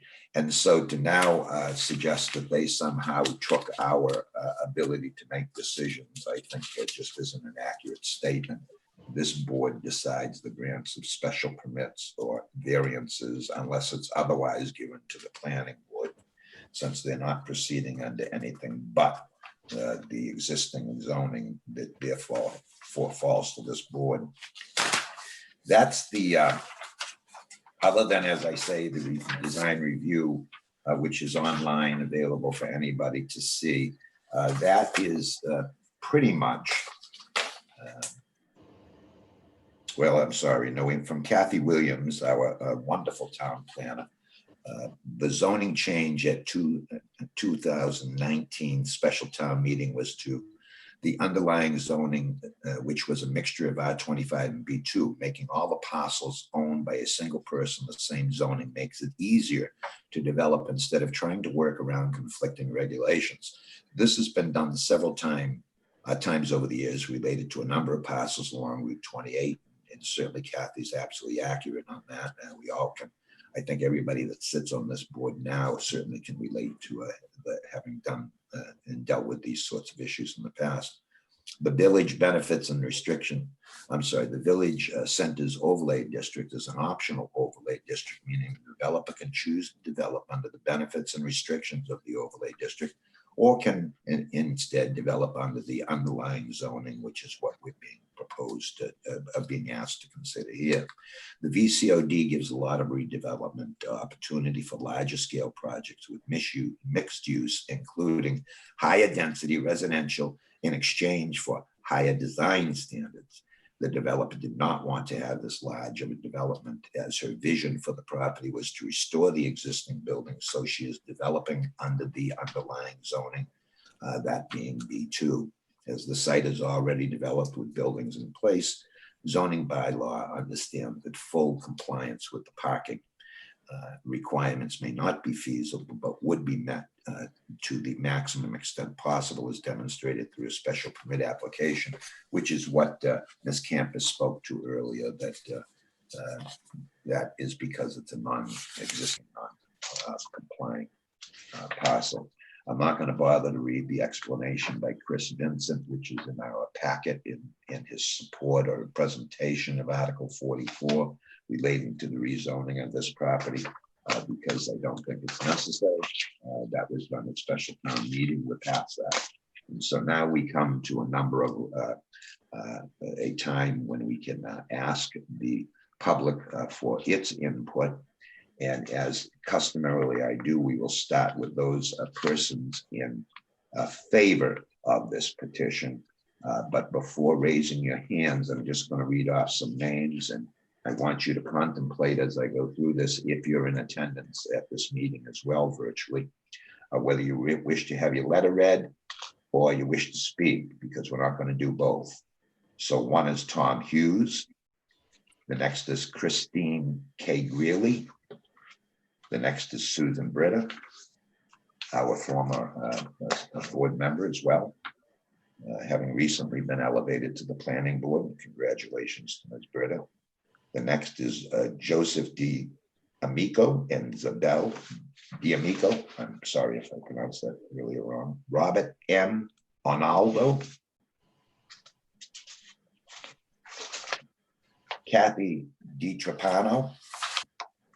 David Bernstein, who I know did sign on earlier, and Mr. Bernstein, you can consider your decision, and Kathy Campbell.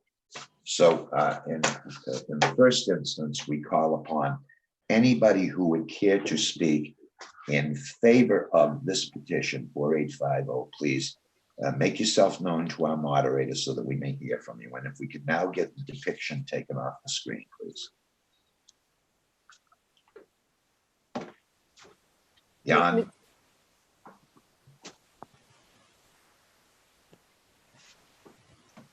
Thank you.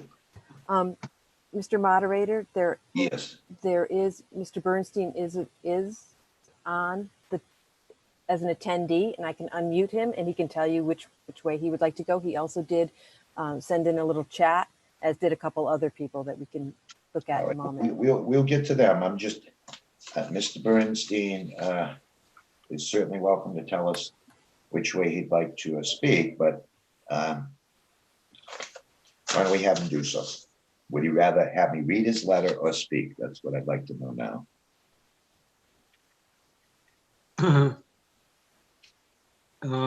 Are you ready for me? Mr. Bernstein? Yep. Sure, go ahead.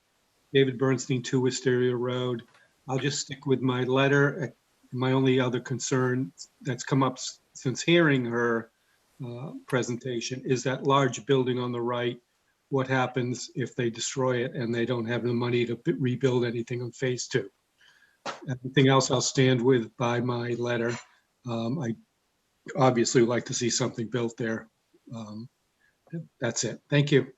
All right. Well, since your letter talks about being in opposition, a statement in opposition, I'll hold you to the opposition side. If there's anybody in our audience care to speak virtually at this meeting in favor of this petition 4850, please make yourself known. As moderator, are there none? There's no one else in the waiting room. All right. So in light of that, we will then close it to those persons who wish to speak in favor, and open it to those that wish to speak in opposition, understanding that I'll read each and every letter in opposition into the record. And are any people making themselves known other than Mr. Bernstein, who's spoken briefly? There's also some questions from an Angela Carboni in the chat room. All right, if she wishes to present those to the petitioner, go right ahead, Ms. Carboni. Are you going to read that for her? She doesn't appear to be in the attendee room any longer, in the waiting room, but I can read what she wrote into the record. Yes. The landscaping plan along Route 28 must be part of Phase 1. Let the applicant figure out a way to spend less on the building if the board approves the Route 28 buffer being delayed until Phase 2. The applicant has no economic benefit to finish Phase 2. You will have no leverage to make her do it. She can simply tell you she couldn't get the financing. Also, red twig dogwoods are shrubs, not trees, and they are not evergreen. It also is troubling that she is doing nothing to improve the eyesore of the post office. My name is Angela Carboni, and I'm a full-time resident of West Yarmouth. Should give a street address, please. She did not. All right, any other chats, please? The only other chat came from Mr. Ciavaro, just to let you know that he had to jump off at 7, and he would like everyone to know that he tried very hard to get financing for all of the project, and this is the only way we can move with traditional financing during this economy. This is the best case situation to get this long overdue property improved. If you do grant relief and we get this loan built and leased, those reliefs were critical to getting to making that happen. Everyone with highest team wants the entire project through to completion. Thank you for your opportunity to share. Robert. All right, well, we're sorry we didn't hear from him directly. Too bad we were so long-winded. Now we're going to go to opposition. Those are opposition letters. I'm going to assume if there's anybody whose name I mentioned by having sent in a letter in opposition that would rather you speak than have me read it, please state it now. Otherwise, I'm going to just proceed with the letters and read it into the record. And you see none. Is that fair to say, Ms. Moderator? I see none. All right, so Tom Hughes writes, "Hi Sandy, my name is Tom Hughes, and I live at 178 Springer Lane, West Yarmouth, and I'm a member of the 89 homes that make up the Acres of Pine Beach Association. I'm not representing this group in this email, but I'm sure many of the members would share my view. I wanted to let you know I'm against this petition for the following reason. Asking for relief from no parking in front, relief from the size of landscape buffer zones, relief from planting trees is totally inconsistent with what town and the overlay district plan is for Route 28. At best, the plan is mediocre with parking in front, diminished landscaping, and fewer trees. The plan completely changes what we as residents felt was going to occur. Please share this note with appropriate decision makers. Thank you, Tom." The next is Christine K. Greeley. It's a letter dated August 11, 2020. Dear members, and to our board, of course. Dear members, I write with concerns about the proposed changes to the Great Island Plaza development plan scheduled for discussion on Thursday evening. I believe that we were misled or misinformed for our vote at town meeting when we were presented renderings of a beautiful front courtyard with plantings and outdoor seating versus a car park with limited landscaping. I would not have voted yes on this request if they had presented them what they are now trying to obtain. I think that the town meeting vote and variances they were given by the vote should be negated, or they should be held to what they sought, and urge you to deny this current proposal. Dear Chairman and other board members, is a letter dated August 12, 2020 from Ms. Susan Britta. By way of background, the Great Island site was allowed to deteriorate for over a decade. In the meantime, the area and intersection of Winslow Gray Road, Route 28 and South Sea Ave was designated as a village center overlay district with particular development goals and design standards intended to encourage tourism by enhanced streetscape design and lighting. Finally, after a decade of neglect, at the October 29, 2019 town meeting, residents approved zoning changes which allowed the developer to pursue a smaller scale development. I think it's important to note the developer, not the town, requested a smaller development. The renderings and narrative offered at the special town meeting are very different from those being currently offered. Relief from parking location requirements, reduction in size of landscape buffers, and reduction in trees is the antithesis of what the town intends for Route 28 and what the VCOD intends to encourage tourism. Further, the request for phase developments with phase 2 tied to a parking calculation is fraught with problems, including the notion that phase 2 may not happen for years, if ever. Thus, the claim that these requests for relief is temporary is specious.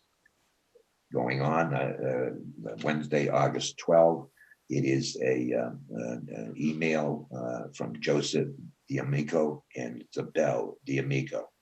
We're unhappy about the changes the project is looking for. Great Island Plaza has been an eyesore for many years. I guess something might be better than nothing, but I feel losing the trees, having parking in front, and the project only partly worked on might be worse than what's there. We are not voters here, but we have been paying taxes for about 50 years.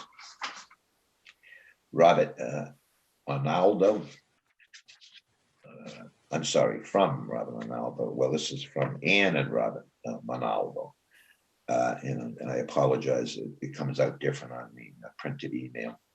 Please be aware that we and many of our neighbors object to any changes to the plans that have been submitted for the renovation of the Great Island Block. Having lived in Yarmouth my whole life, the Great Island Block has always been a cornerstone of our community. Casella's Pharmacy, the hardware store, and many other businesses are open year-round and filled with neighborhood needs. Cars were fewer then, so parking was simpler. The plan calls for parking in the rear, which would allow for a more aesthetic appearance and, in my opinion, be more inviting to walkers. The addition of trees is always a plus, as Route 28 has become quite a barren landscape over the years. We hope that sharing our opinion will help to maintain the original plan.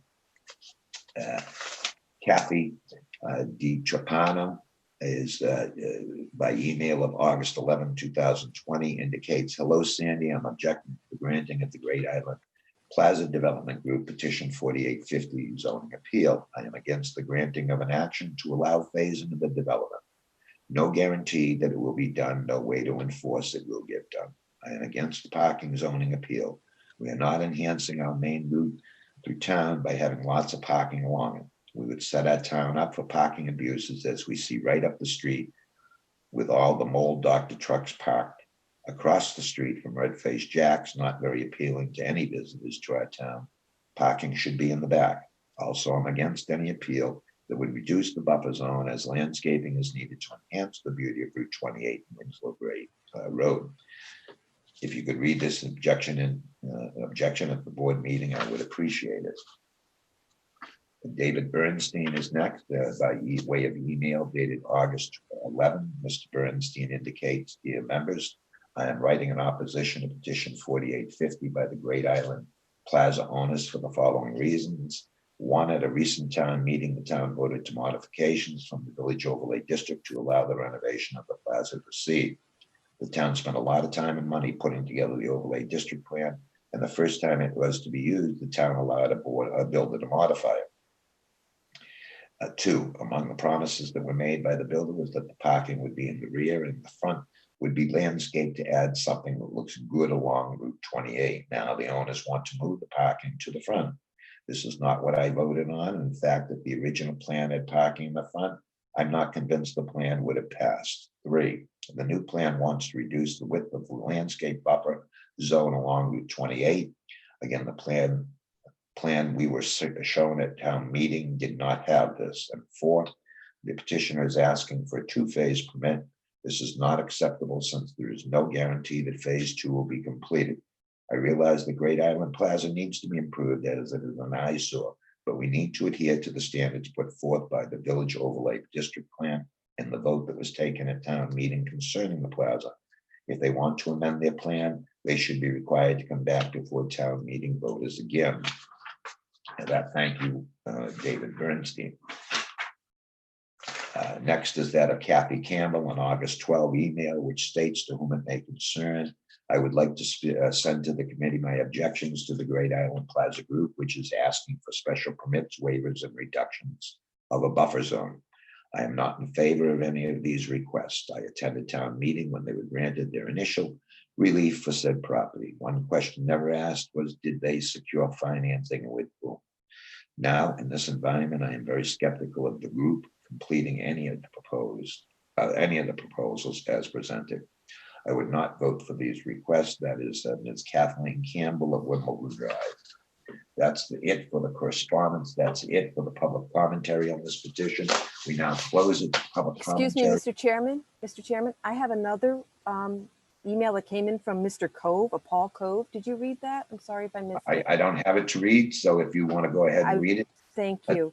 I don't have it readily available. Why don't you read it? I'd be happy to. August 13th, 2020 email, Ms. Clark and all that have you interested in Article 4850 with respect to the Great Island renovation project. This could be the beginning of a destination for residents and tourists alike. Route 28 through Yarmouth has become a quick shop area. Go in, get what you need, and head elsewhere. Don't you think it's time to compete with other towns and build a place where people will come to spend time and, yes, money to enjoy a place to go? If the town keeps allowing the same old, we will be nothing but a drive-through town. Let us not allow Route 28 to become a billboard of advertising. Let us draw in people by creating a place to go. Just remember, if you build it, they will come. Please design this project with destination in mind. Thank you, Paul Cove. All right, anything else? That's all I have. All right, so we now close it to the public input into the petition and the petitioner's request. We open it up to board discussion and deliberations. I think we started with Mr. Igo, so we're going to shoot down now to Mr. Nicanello instead. Mr. Nicanello, your thoughts? Well, Mr. Chairman, Very yeah. confident. you've done a wonderful job tonight, Mr. Chairman. I have no more to say than what I said before. I believe this project is way overdue, and the renderings we saw tonight with the parking in place and the added comments from the board members about the plantings, along with the irrigation and the note to make sure that any of those plantings have died off, they get replaced. I am in full confidence that the plan will work, and we might be able to see something to come to fruition shortly. Thank you. Thank you. And we'll so therefore go to Mr. Martin, please. Yeah, I guess I'm fairly comfortable with the proposal, provided they're able to incorporate suggestions from the board members. And in terms of sprinklers, by the way, I think I would even like to add that those sprinklers be turned on, because so many of the properties that have been built, especially the pharmacies in town that have sprinklers, don't seem to want to turn them on. So everything's dead. Yes, that there should be irrigation, that it needs to be turned on from at least May 15th to September 15th. And that the plantings, at least that I and others suggested, be taken into consideration, both in terms of species and locations.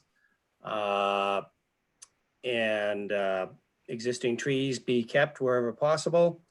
I'm still a little concerned about the whole phasing routine. I think that needs to have some kind of time frame thrown in, that phase 2 be completed by, a year after phase 1 and occupancy permits are granted or whatever, or that there's be some kind of ramifications to that. If phase 2 is mainly just the ions and planting and pavement, I would think that would be relatively small compared to the overall development. So I'm a little concerned about phase 2 being phase 2. But I could be comfortable with what's going on here. I mean, yes, it's a great improvement, to put it mildly, from what's there. And I think the use of the existing buildings and what's being planned is all good stuff. But I'd like to take it to the next level and make sure it looks good. And a lot of that's going to be landscaping and lighting and the parking lot being finished, to be honest with you, because if it's just gravel out back, that's not going to look so good. Okay, thank you very much, Mr. Martin. And Mr. Needs? Thank you, Mr. Chairman. I had a question about the gravel out back, and I think I heard the petitioner say that they were looking for the gravel parking permanently. Is that correct? And through you, Mr. Chairman, could I ask the petitioner? Please ask. Yeah. I'm happy to answer that. No, the gravel parking area in the rear is temporary. It's only to be there during phase 1, and Okay. phase 2, it will all be paved and reconfigured. Okay. I was a little confused. You said something before that confused me a little bit. So I'm happy to hear that. I would want that to be completed as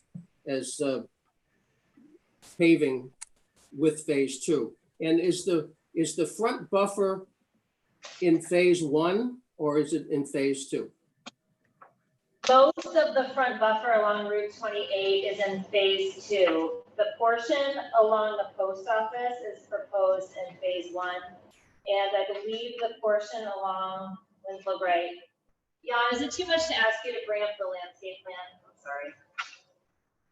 I have a concern, and it was a concern that was also addressed in one of the pieces of correspondence that was read, that I think if you're going to be building the building and you're paving and your front and your facade is all done, and you don't do that buffer in the front until the end, I think that's not going to look like a very good project.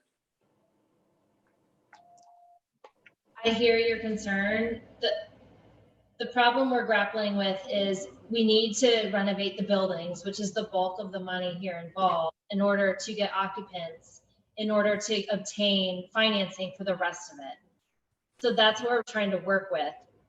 And what we're proposing is to complete all of the building work in phase 1, but then allow the town to not allow us to occupy it all until we complete phase 2, because obviously it's not in my client's best interest to have a fully functional, fully renovated unit that she can't occupy because she can't get a CO from the building commissioner until she's done the parking. So in our mind, that made the most sense to kind of hold her to phase 2, because otherwise she's left with, a project that she may not be able to pay her mortgage from the loan for phase 1 if she doesn't have those units occupied.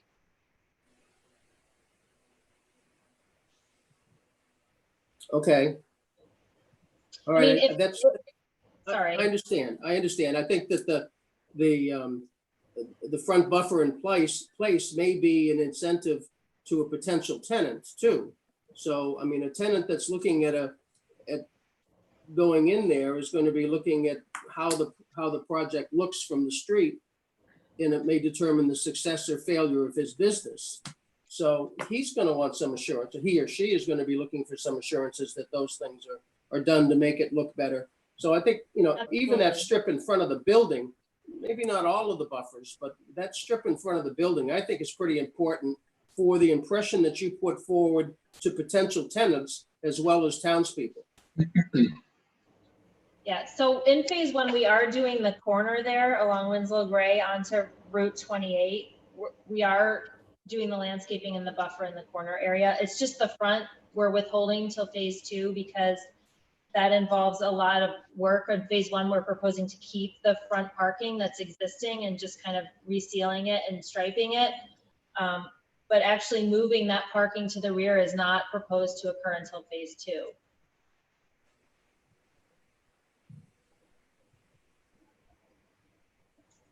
I think I understood what you said, that the phase 1 would not include any of that travel lane in front and the parallel parking. It would continue on with the parking that's currently there. Is that what you said?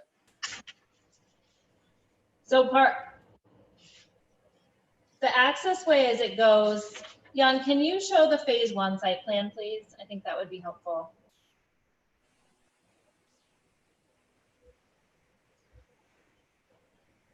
I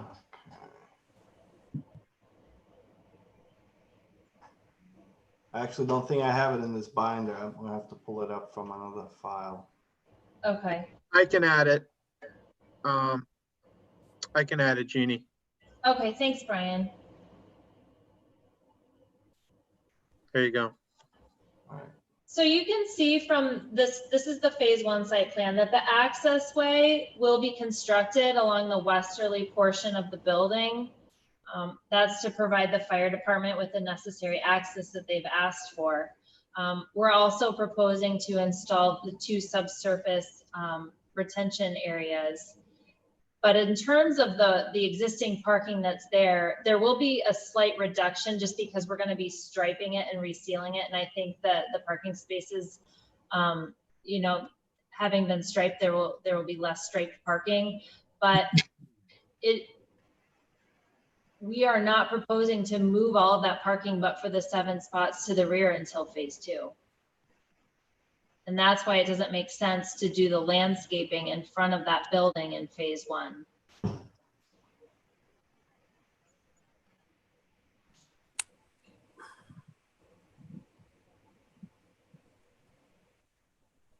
And quite honestly, sorry, go ahead. I have a real concern with having the buildings finished, and I know she's got motivation to rent them, but I think to prolong the finished look on the outside is boy, I think it's a huge detriment to the town as well as the potential tenants that are looking at that building to see it not finished. I mean, I can't imagine renting that space without knowing how it was going to look. But that's just a personal feeling. I appreciate your help, Jenny, and I'm disappointed to hear that front buffer isn't going to be done until phase 2. Yeah, I think that the problem is if we were to move the parking to the rear in phase 1 and do the landscape, there really wouldn't be anything left to do in phase 2.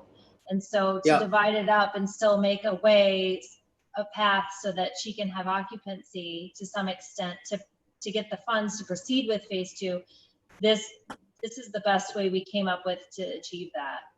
Well, I think the last thing that the petitioner or the town wants is a unusable new building that looks like hell from the front, that has no benefit to the town at all for improving the buffers. And an empty new building is almost as ugly as an empty old dilapidated building. So I'm not sure, if the economy goes south or she doesn't get the phase 2 financing, I have real concerns as to how this is going to look in a year after the buildings are either partially or completely done. I mean, if it would help, and I know this has been discussed previously, we're happy to check in with the board and keep you apprised of, what percentage occupancy we're at, what do we anticipate for the future, how many parking spaces are we at, and so forth, if that would help. Again, I don't know if it's in anyone's best interest, though, to just set an arbitrary deadline to complete this, because if she doesn't have the occupancy she needs, phase 2 won't happen, and she'll have to abandon the project. And regardless of what kind of enforcement the town takes at that point, she won't be able to proceed with phase 2 until she gets the occupancy levels that we're seeking here. That makes it all the more unsettling, I think, but I'll pass from here. Thank you, Mr. Chairman. Thank you. Mr. Igo, please. Thank you very much, Mr. Chairman. If we could stick with this, if we could put that back up again, that sheet that we just had, because I have some questions about that as well, just so I fully understand it, because I guess I misunderstood this in the beginning. My understanding was the front of the building was going to be done and the back of the building was phase 2, but that doesn't appear to be what it is. That's how I understand it. What is being represented here tonight, if I'm not mistaken, is, and I'm looking at the parking, you're just going to essentially redo what you have there right now. You're going to put in a driveway to the west, and are you going to eliminate the curb cut at Winslow Gray Road in this one too? That's going to be there. The curb cut will be eliminated in phase 1. Yeah, I share Mr. Neatz's concerns about that too. I think what you're doing is you're dressing someone up in a $2,000 suit by redoing the building and putting them in a $19 pair of shoes. All right, it's not going to work. I wouldn't go in there and lease one of those units if it wasn't finished on the outside. I would have concerns that the developer didn't have the money to complete it. That would be the first thing. The old adage, you only get one chance to make a first impression. I don't understand what type of a first impression you think you're gonna make. Are you gonna get somebody in there and then you're gonna pitch them on phase 2? Is that what your business model is? No, I think, It makes absolutely no sense to me at all. I would not be inclined to support that unless this whole front of the building is finished. And I would also additionally require that all the plantings be done along Route 28. You're coming in to look for relief from buffers. And I don't mind accommodating you with that. I think what you've done here, if I can compliment you, because I'm seem to be a bit argumentative, but I think what you're designed here, it's very tastefully done. It's aesthetically pleasing. I think the whole thing, once it's done, would be very, very nice in place. But I think what you're proposing here, I would say that I do have some real concerns about the completion of phase 2. And I would be inclined tonight to require a date certain for phase 2 if I were to support this petition. But I would I would be really hard pressed to support this unless the front of this project was completed in phase 1. If you want some time to complete the rear, if you want to put gravel driveways in, if you want to have temporary parking spaces out there, I can work with you on that. But I would be insistent that this project be, as the renderings look, completed in phase 1 from the look at from Route 28. I couldn't support it otherwise. Mr. Chairman, if I could just intercede too, just to say that I would agree with Mr. Neitz and Mr. Igo. Relevant to that, I didn't know that there was plans that phase 1 did not include finishing the buffers and so forth in front. And I would be very much against that situation. I mean, why wouldn't a suggestion might be under Unit 7, which is the new, the demolition and rebuild? Why doesn't that become part of phase 2 and they finish the landscaping so the place can look good and the buffers and so forth in front of the other sections, and then save some money and add that building when they get their occupancies and have more money to be able to afford that? Wouldn't that make some sense? In other words, the most expensive part of it, or building that building, could be part of phase 2. Thank you, Mr. Nates. Does Mr. Igo, were you completed? Can we take that? Yep. Can we take that off, please? The depiction we're currently. Thank you, Mr. Igo. Were you completed in your comments? I am for now, Mr. Chairman. Yes.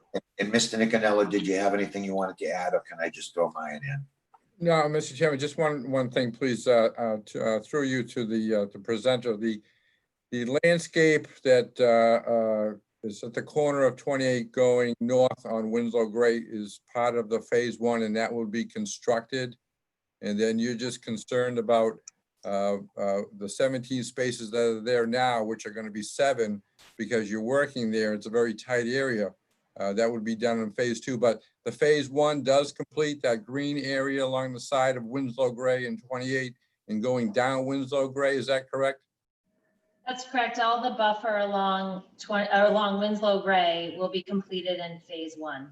Right, and the reason that the phase 2 allows the continuing construction of the front of 28 is because of the constructions needed for the room for the building. Is that correct? Say that again, I'm sorry.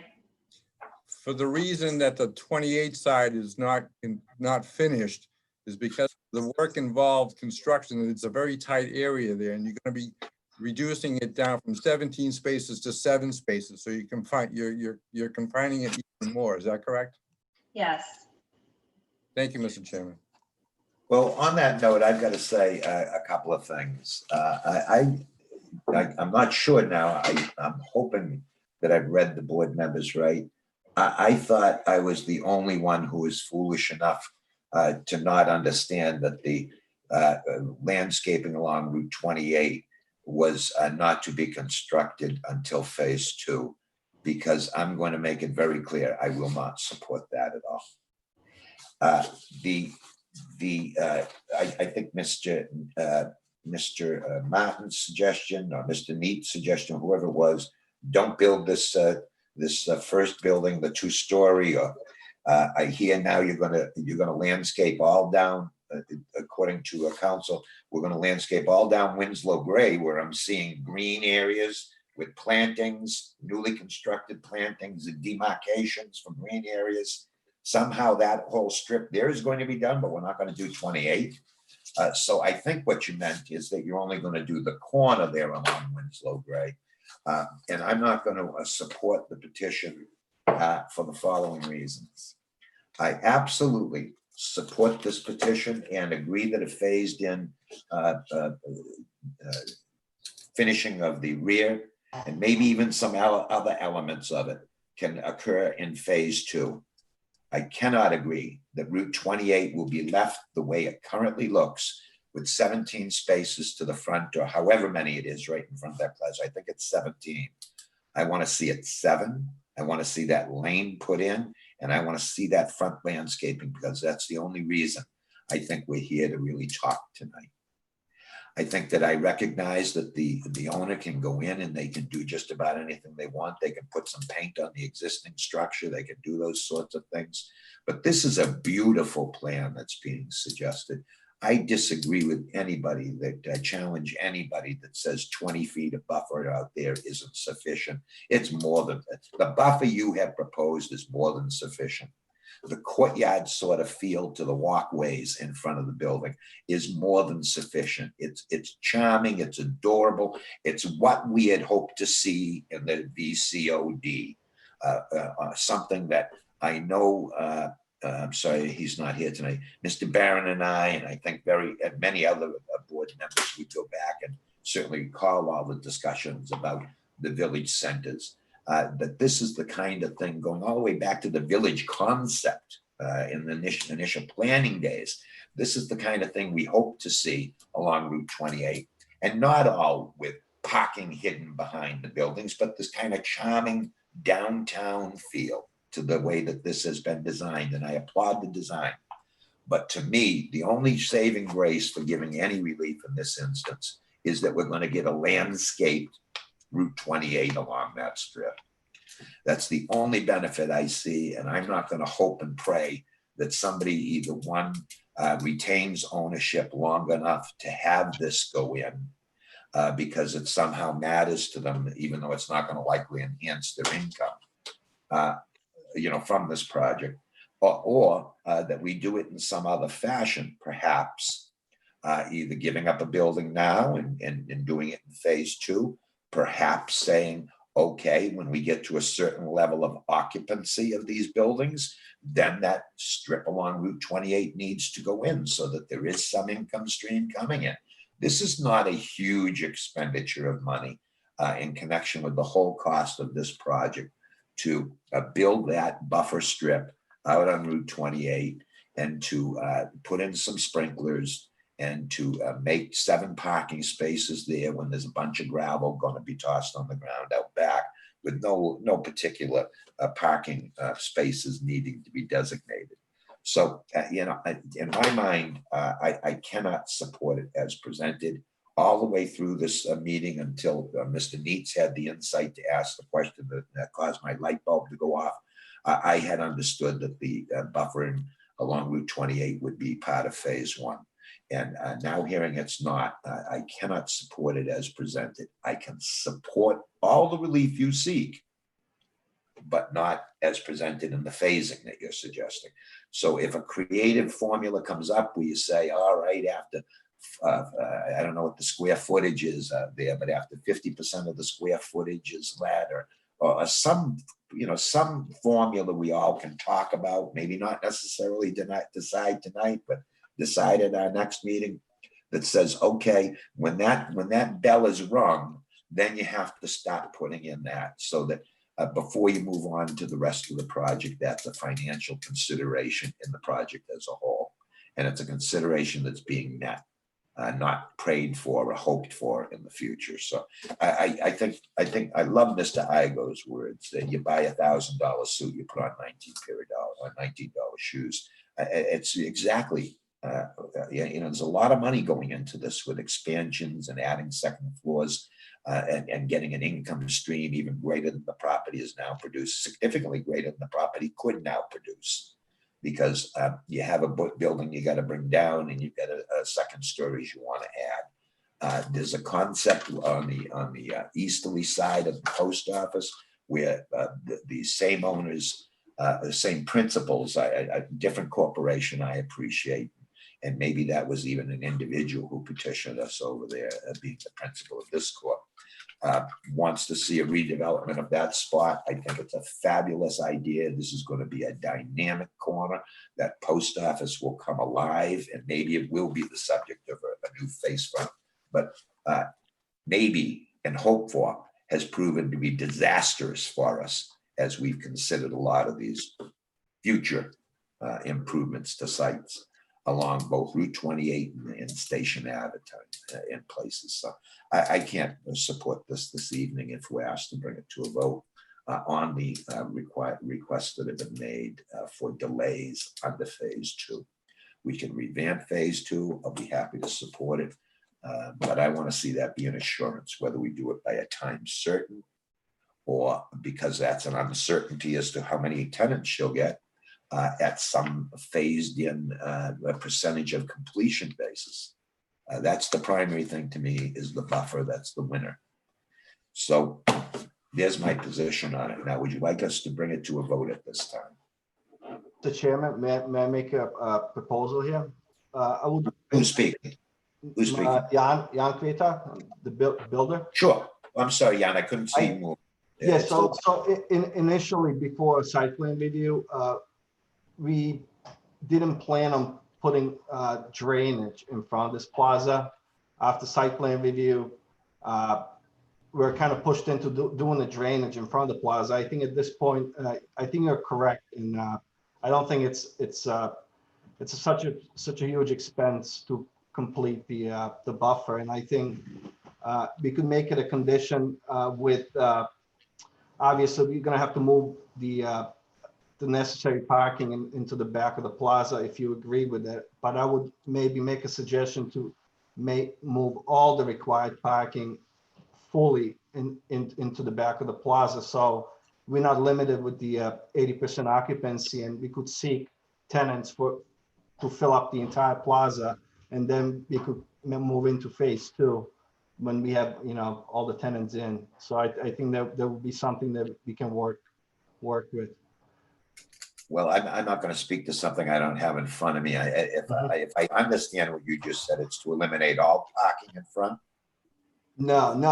We would do a phase 2 essentially in front of the plaza. We would do the buffer as you just spoke about.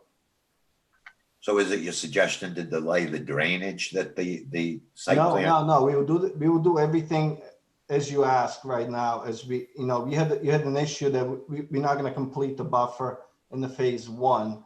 I'm suggesting we will do the buffer along Route 28 in phase 1. Yes. Excuse me, but Haya Rosenberg has raised her hand. The developer. Can I unmute her, Steve? She might have something to offer. Surely. Always a pleasure to speak with her. Okay. Haya, you might need to unmute yourself. Oh, okay. Oh, there you go. Okay. I came in about a half an hour into the meeting. I had some technical problems getting in there. I think Jan addressed what needed to be addressed just now after I had raised my hand, but I do want to just say one thing, that I would like to put everything in up front, as everybody has commented, and I would like to see everything completed. The phasing was really suggested by the bank, and if we can reconfigure it so that we can do the buffer in the front at the onset, as Jan has suggested, I will have to go to them to see that we can afford that right now. There'll be plenty of plantings in the corner of 12 Winslow Gray and Route 28 to begin with. But I would like to see the buffer. I would like to see the entire thing realized right out of the box. That's absolutely my intention. And I think Jeannie expressed that earlier on. Well, I'm going to just pipe in and say there's no doubt in my mind of your sincerity. Yeah. The issue comes down to, does it happen? And in my mind, if it's going to happen, we need to see it happen in phase one. I don't know how else to put it. So if it means that building number 7 will have less of a finish, and we need to do the front, as long as the bank will agree with me, I'm fine. It would probably be conditional on that for me. Well, I think we shouldn't mix business here. We're being asked to consider zoning changes and conditions that would allow us to approve special permits. By the zoning change, I mean a grant of a variance or special permit. In this instance, 2 special permits, which are fine for us to consider, speaking for myself, but I don't know that we should get involved in any aspect of it being conditioned upon you obtaining bank financing. I'm sorry I can't see you on my screen because I'd much rather see the person I'm talking to, but in any event, it's not your fault. Oh gosh, it's not your fault. It's just the technical limitations in life. But you know, I think to me it's a must-have for phase one. So you know, if your bank tells you no, I just don't know what to say. Maybe we can. Look, I'm in total agreement with you. I want to see everything completed. Yes. And I know that was stated up front. I'd like to say yes, that I'd like to comply with the buffer in the front. And I also, you know, I spent considerable time in the economic development with the Economic Development Committee meeting, and it really did feel like they were in full support of this project. It also felt like they might be able to help in some way. I mean, I'd like to know that there's something that the town can do to help me in this project, which is why I came to the planning department to begin with. I can't stress enough that it's a two-way street. We've given so much parking up that already existed because the building already is situated where it is. I think Jeannie explained that up front. And we have worked with tremendous limitation, and somehow it feels like this property falls in between a number of bylaws. And trust me, even, you know, it's been 3 years. I mean, since 2017, I've been trying to hash this out with Mark and Kathleen, and would be sitting around in meetings and literally scratching our heads trying to figure out how to make this work. And I'm in full agreement. I want to see all the landscaping. You know, as I said, I want to see it. I'm not going to withhold intentionally. I have no intention of getting it permitted and not doing the work down the line. And I do feel that we have some very, what we seemed to feel were fair incentives to follow through with phase 2. All right, well, if I can interrupt, because I think we certainly, you've made your point very, very clear, and we appreciate how much you want to complete it and your limitations on it now. Having said that, we can call it to a vote right now. That's entirely up to council and petitioner. And if you need time to consult with that, I'm sorry, I don't know how you're going to do that with all of us sitting in, because we're not going to close our eyes and our ears. But we can bring it to a vote this evening. I'm going to say that I'm not persuaded nor dissuaded by anything just said. I think it's a fabulous project, but I'm not going to vote against it if the phasing remains as is. If we can come up with some, yes, sir. If I might suggest, because I mean, I think if I can just speak for myself, but I do think I speak for the board as well, that I think we're all in favor of the project. We just are not in favor of the way it is presented in the phases that it's the way it is. So may I suggest that petitioner may want to consider continuing this matter, go back and regroup. You've heard our concerns, and maybe we could come back and discuss this again. You could talk to the bank, tell the bank about what our concerns are, what we expect and what we need. And then maybe we could come back and hopefully we could resolve that problem, and we could move forward, because I don't sense that anybody on the board is against it. We're just against the way that you want to proceed in your phases. So that would be my suggestion, Mr. Chairman. All right. Am I still unmuted? Can you hear me? Yes, we can. May I speak? Sure. But Okay. again, but we're gonna let you speak one last time, and then we're gonna either bring it to a vote or we're gonna agree to a continuance. Okay, I do wish Robert Ciavaro was here, because he is best qualified to say or address what needs addressing in this particular department.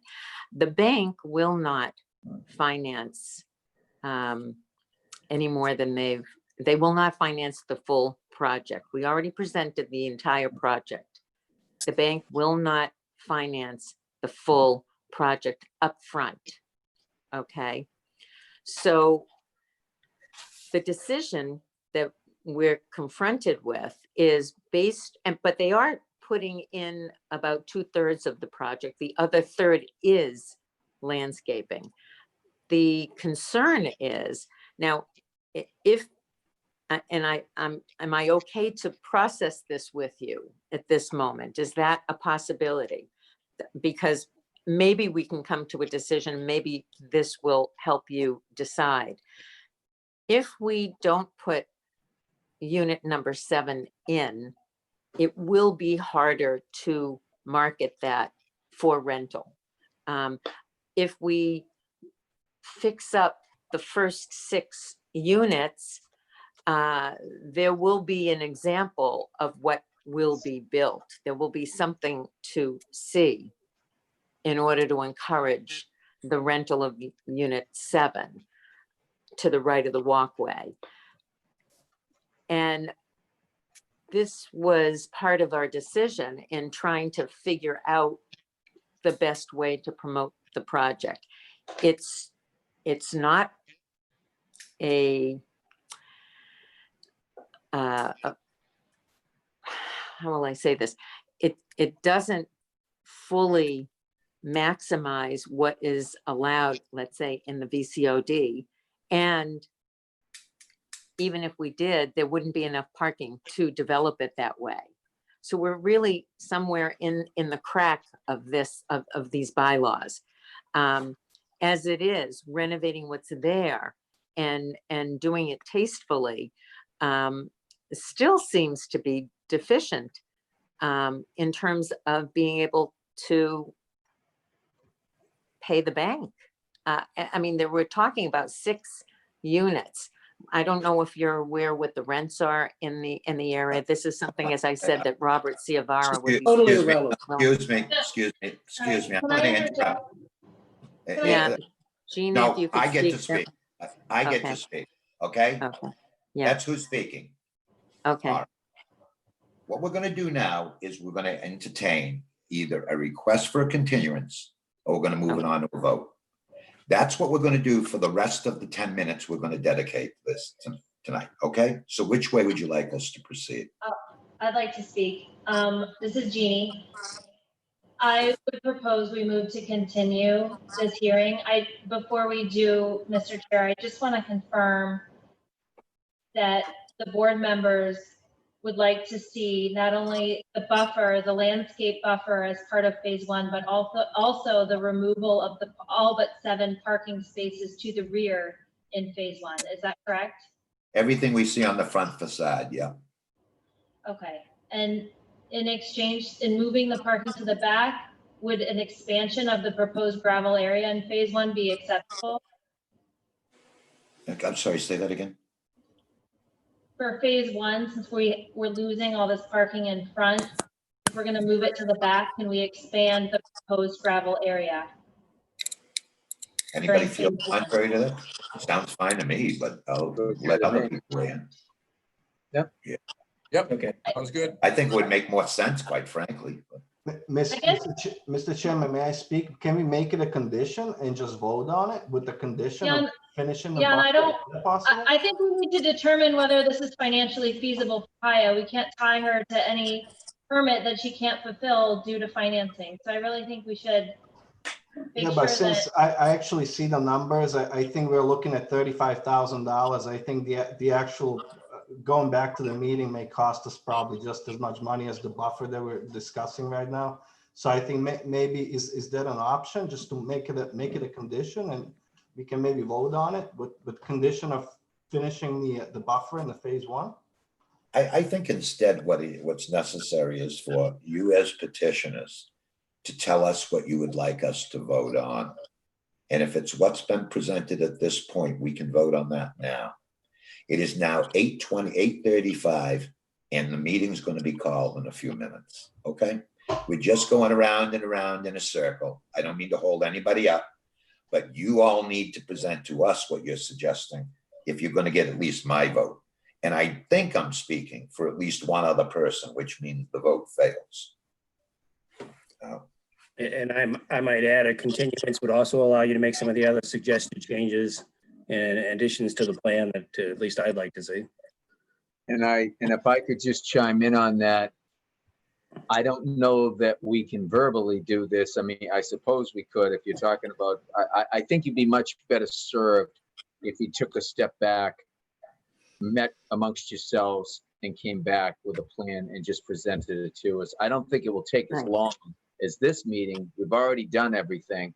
I think if you came back and this was tweaked a little bit, you understood our concerns, and that you were able to present that to us, I think we're more than happy to work with you, and I think we can probably get what we need to get to. At least And that's we'll get you on the next agenda you want to be on.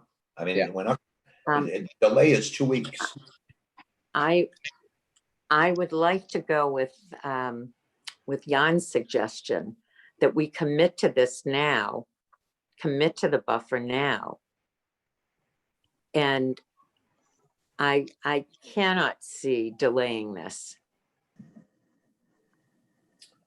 Council, you want to articulate what you'd like us to vote on? We'll be happy to vote on it.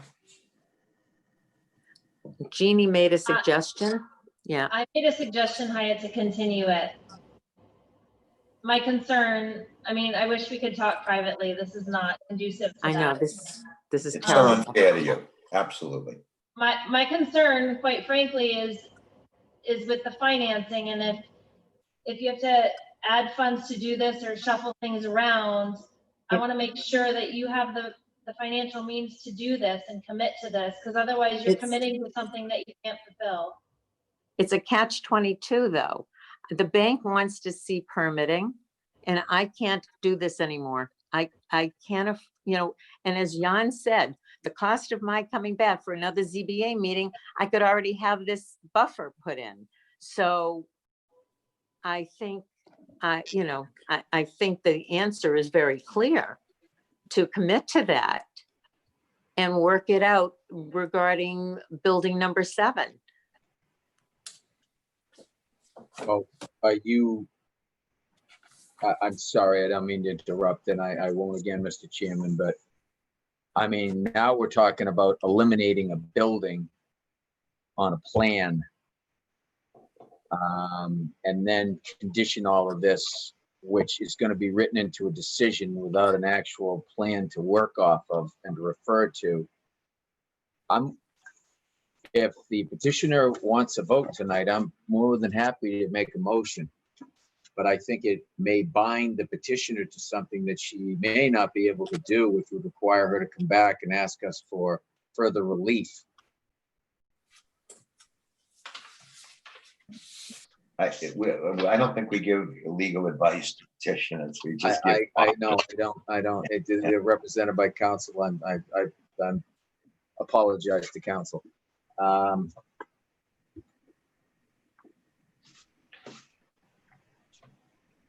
Jeannie, your thoughts on that? I prefer we move to continue 2 weeks, Haya.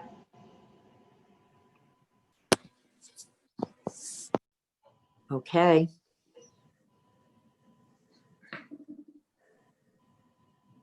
Is that So okay with that- you? Is it, we can get him on in 2 weeks, right? Sandy? Sandy, We will. We Get him will. on the next meeting, right? Yes. Okay, so we don't even really need a continuation agreement signed at this point because it's just been filed with us recently, right? Am I right on that? What's the date of filing on this?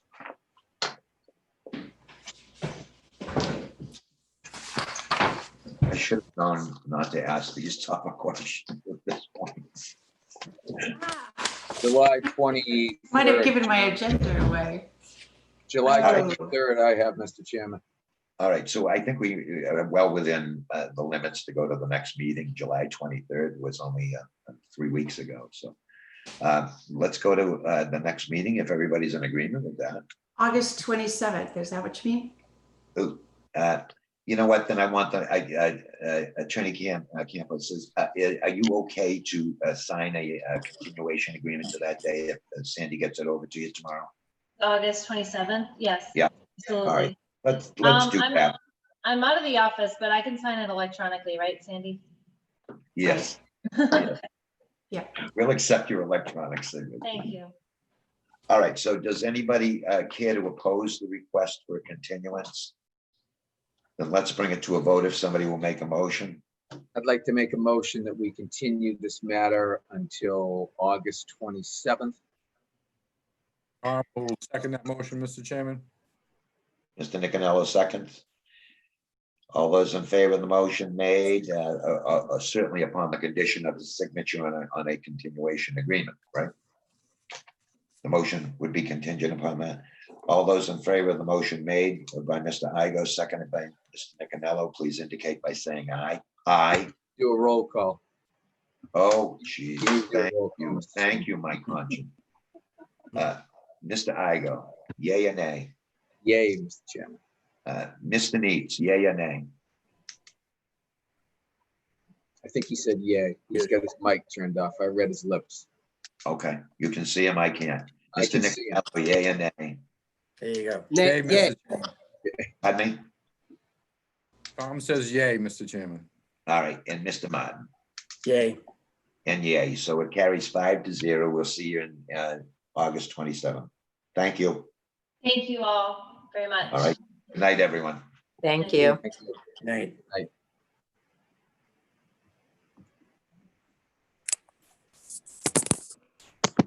Hmm.